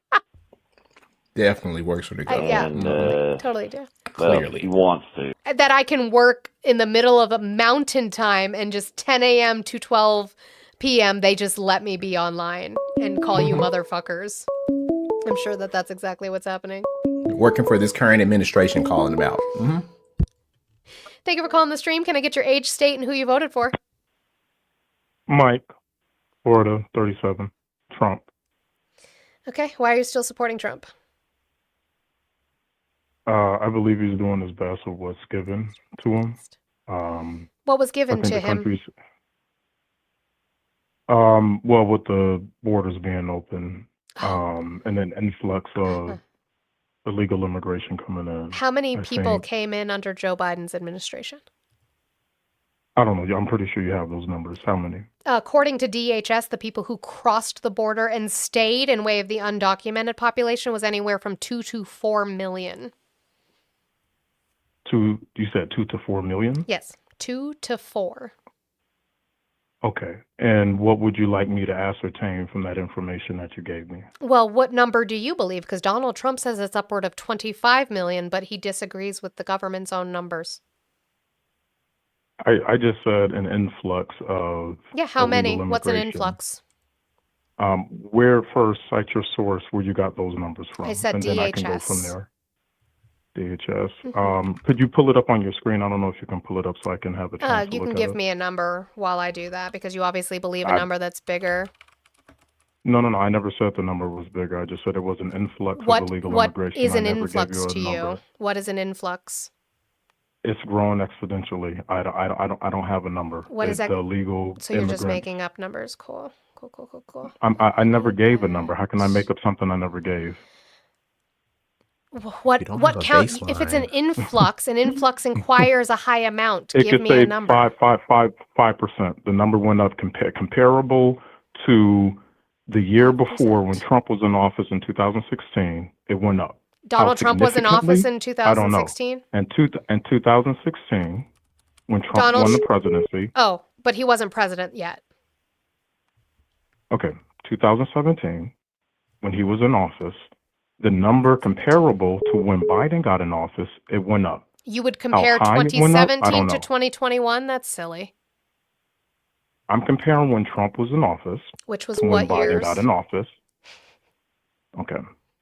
2016, when he won the presidency from then Hillary Clinton, you guys seized, and I can tell you're still seething. I love it. I I'm love it. literally talking about I can facts tell right in your voice now. Uh-huh. how angry and just how frustrated you are that Trump is even president. So this is wonderful. Yeah. But like I said, when Trump was in office, the numbers were relatively low.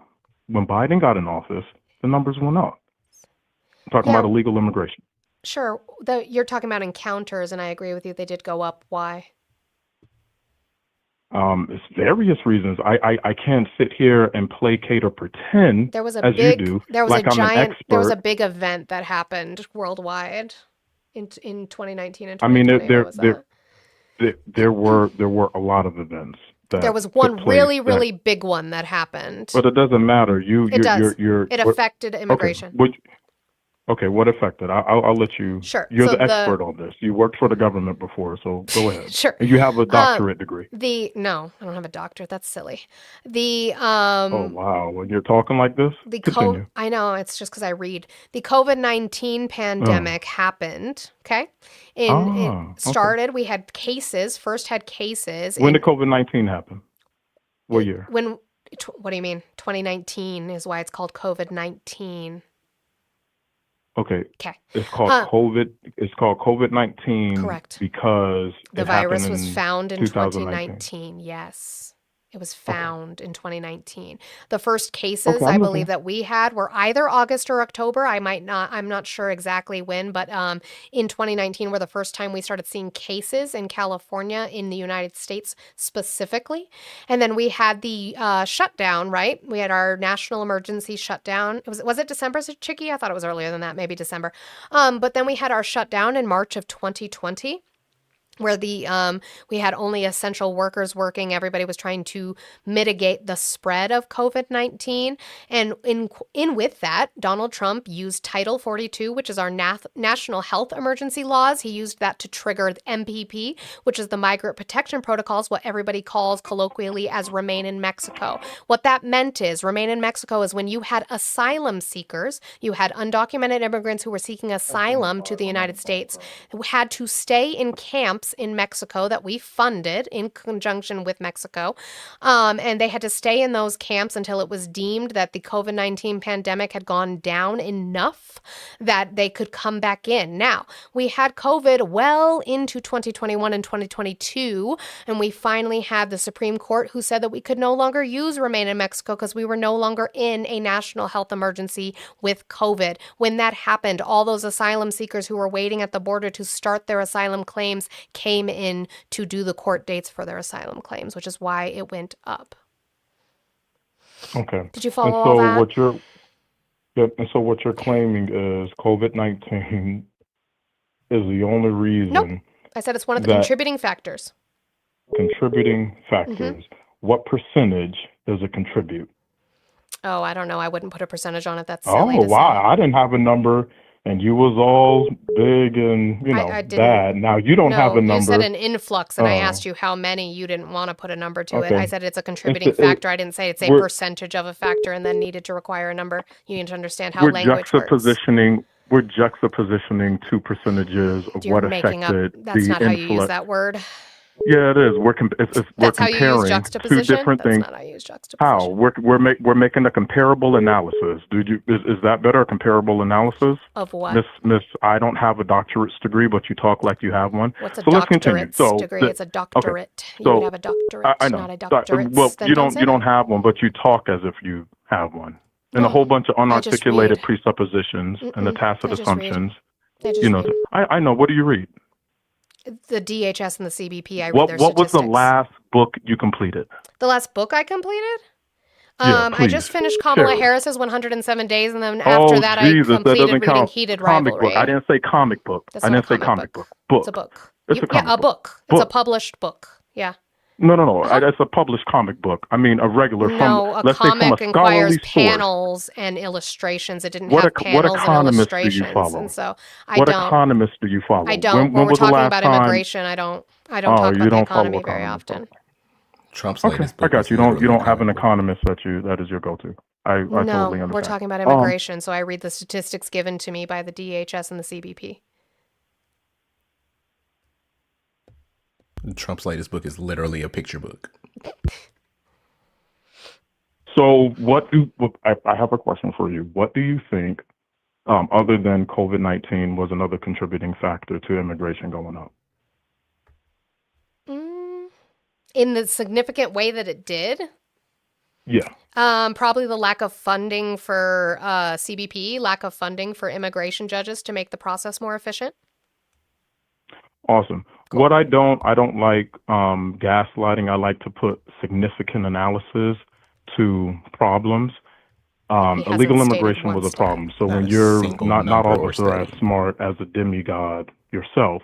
So can you break that down syllogistically?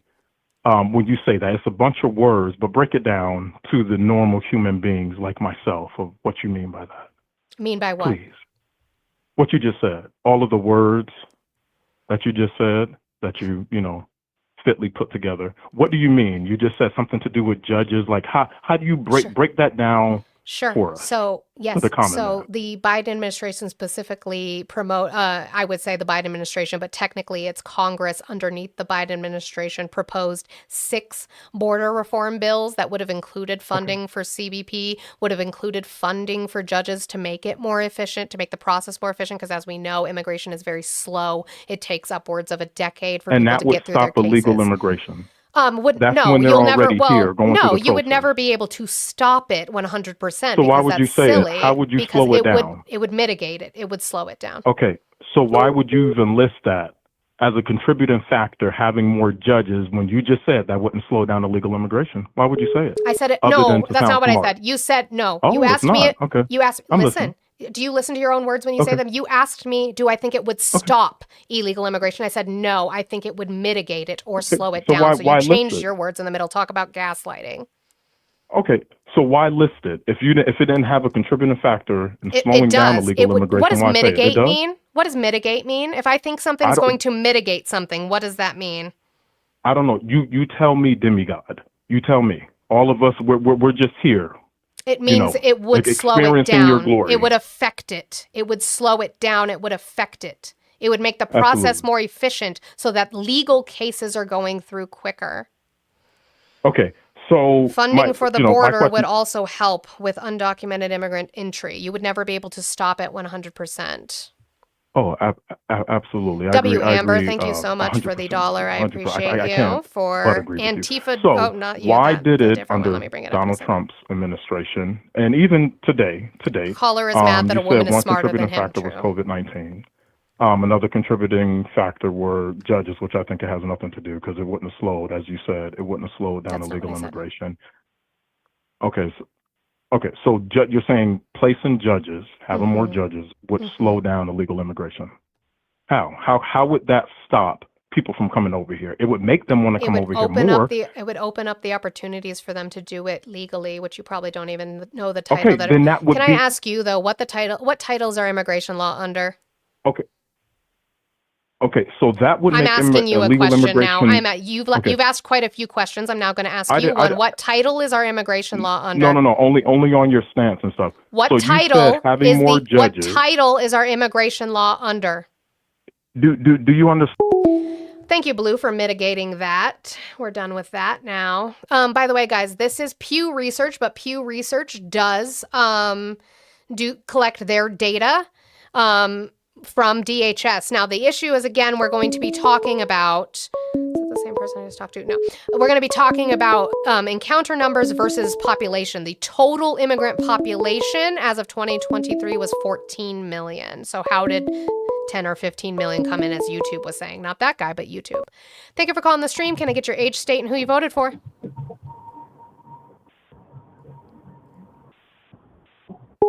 Okay, cool. Good for you. So glad. Anyway,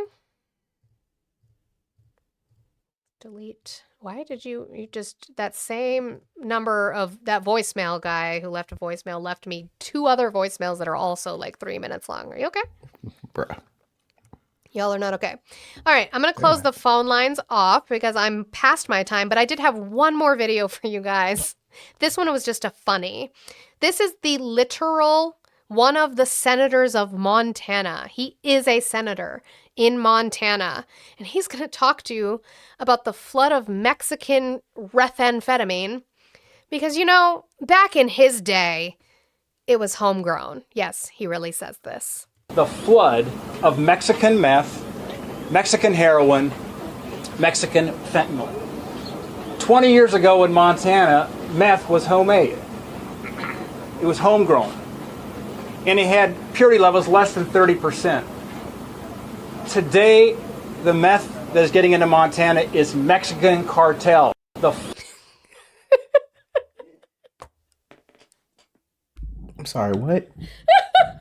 It used to be homegrown. We used to make it ourselves in Montana. So they're stealing the rug making jobs. is the argument here. And it was shittier. Yeah, the purity was worse, but at least it was homegrown, Parkers, made right here in Montana. Sure, if it was a higher percentage I understand. Look, guys, I totally get it. That's why I put it in here under funny in my outline, because I do understand the point. The point is that at one point, yes, it was a small amount. It was shitty purity, and it was made here in Montana. Now you have a lot more influx of meth, and it's coming from Mexico because of cartels that, by the way, we give them their guns that are sending it here. I understood the point. Totally got the point. He's not wrong about that. I'm just saying the choice of words, as we learned from the last caller, is very important. If you're going to say it was homegrown, that implies that we used to do it here. Why aren't we doing it here anymore? That shit was hilarious to me. America first narcotics. Yeah, America first narcotics. Make America meth great again. That's what you could do. Make it great again. My God. Make America meth again. Mama. The mama movement. Mama movement. Oh my God. Yeah, they're still calling, huh? That's how you're feeling? That's how you're feeling? I want to eat, so you guys are going to have to deal with that. Oliver, you going live, my love? She busy. She hasn't talked to me in so long.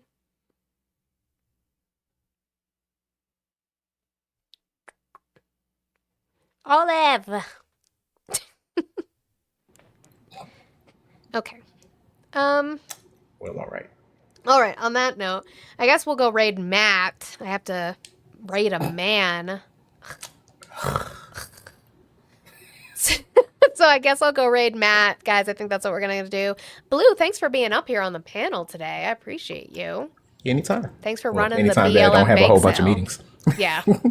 Running the BLM bake sale. We appreciate that. Matt was singing. He's not debating? He's not debating? Oh, no, he's debating, but he was singing. Cool. Love that. But I'm going to drop you and Olive down, who's not talking to me anymore. So I'm sad. See you later. Bye. To be fair, I think she did text me. No, she didn't. I thought she wrote something in one of the Discords. Maybe not. Oh, no, she did. I lied. She did. She wrote to me in the Discord. Anyway, okay, on that note, Matt ended. He did not. I was just there. Matt's right there. So, Politics of Matt. That's who we're gonna go raid. Politics of Matt. Gonna go raid Matt. Guys, I believe that I will do midterm Monday. There are other races coming up on March 10th, I believe. So I really do need to go live on the 9th, the day before, so that we can make sure that we are getting the word out for those next elections and primaries and fun things that are coming up. So I plan on Monday. If something happens, I'll let you know in the Discord. If something happens that I can't for any reason. But on that note, thank you guys so much for your support today. Let me get all of the thank yous out here actually real quick. Juicy Juice Godfrey. Thank you, Samantha. Thank you, Amber. Thank you to Dawn. Thank you, Dragon's Kelt. Thank you, Newshound. Thank you, Kelsey. Thank you, Feisty. And I had one more. Thank you, Scotty. Thank you guys so much for your support today and knocking out that goal. You guys also rocked the hell out of the fucking likes. We hit 200,000 likes. You guys are fucking awesome. Almost 200,000. You guys can do it. I believe in you. Hit that 200,000. Do it. I believe in you. Do it. Come on. I know you can. It's my good boys, girls, and they, thems. No support for you, no soup. Well, that's fine. I didn't need your support. You guys are almost there. I'm watching.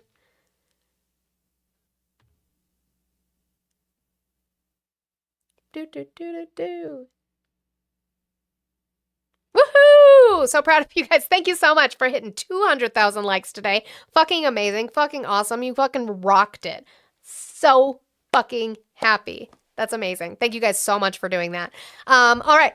I will be back most likely Monday. If not, I'll be back Tuesday, 10 a.m. Mountain Time, whatever time that is for you guys. Make sure you are taking breaks, doing something good for yourself, drink some water, spend time with friends and family. I can speak, I promise. Make sure you're taking care of yourselves. This is a lot of shit. But we're going to go raid Matt, do a Monty raid in Matt's. I love you all so much, and I will see you next week. Bye!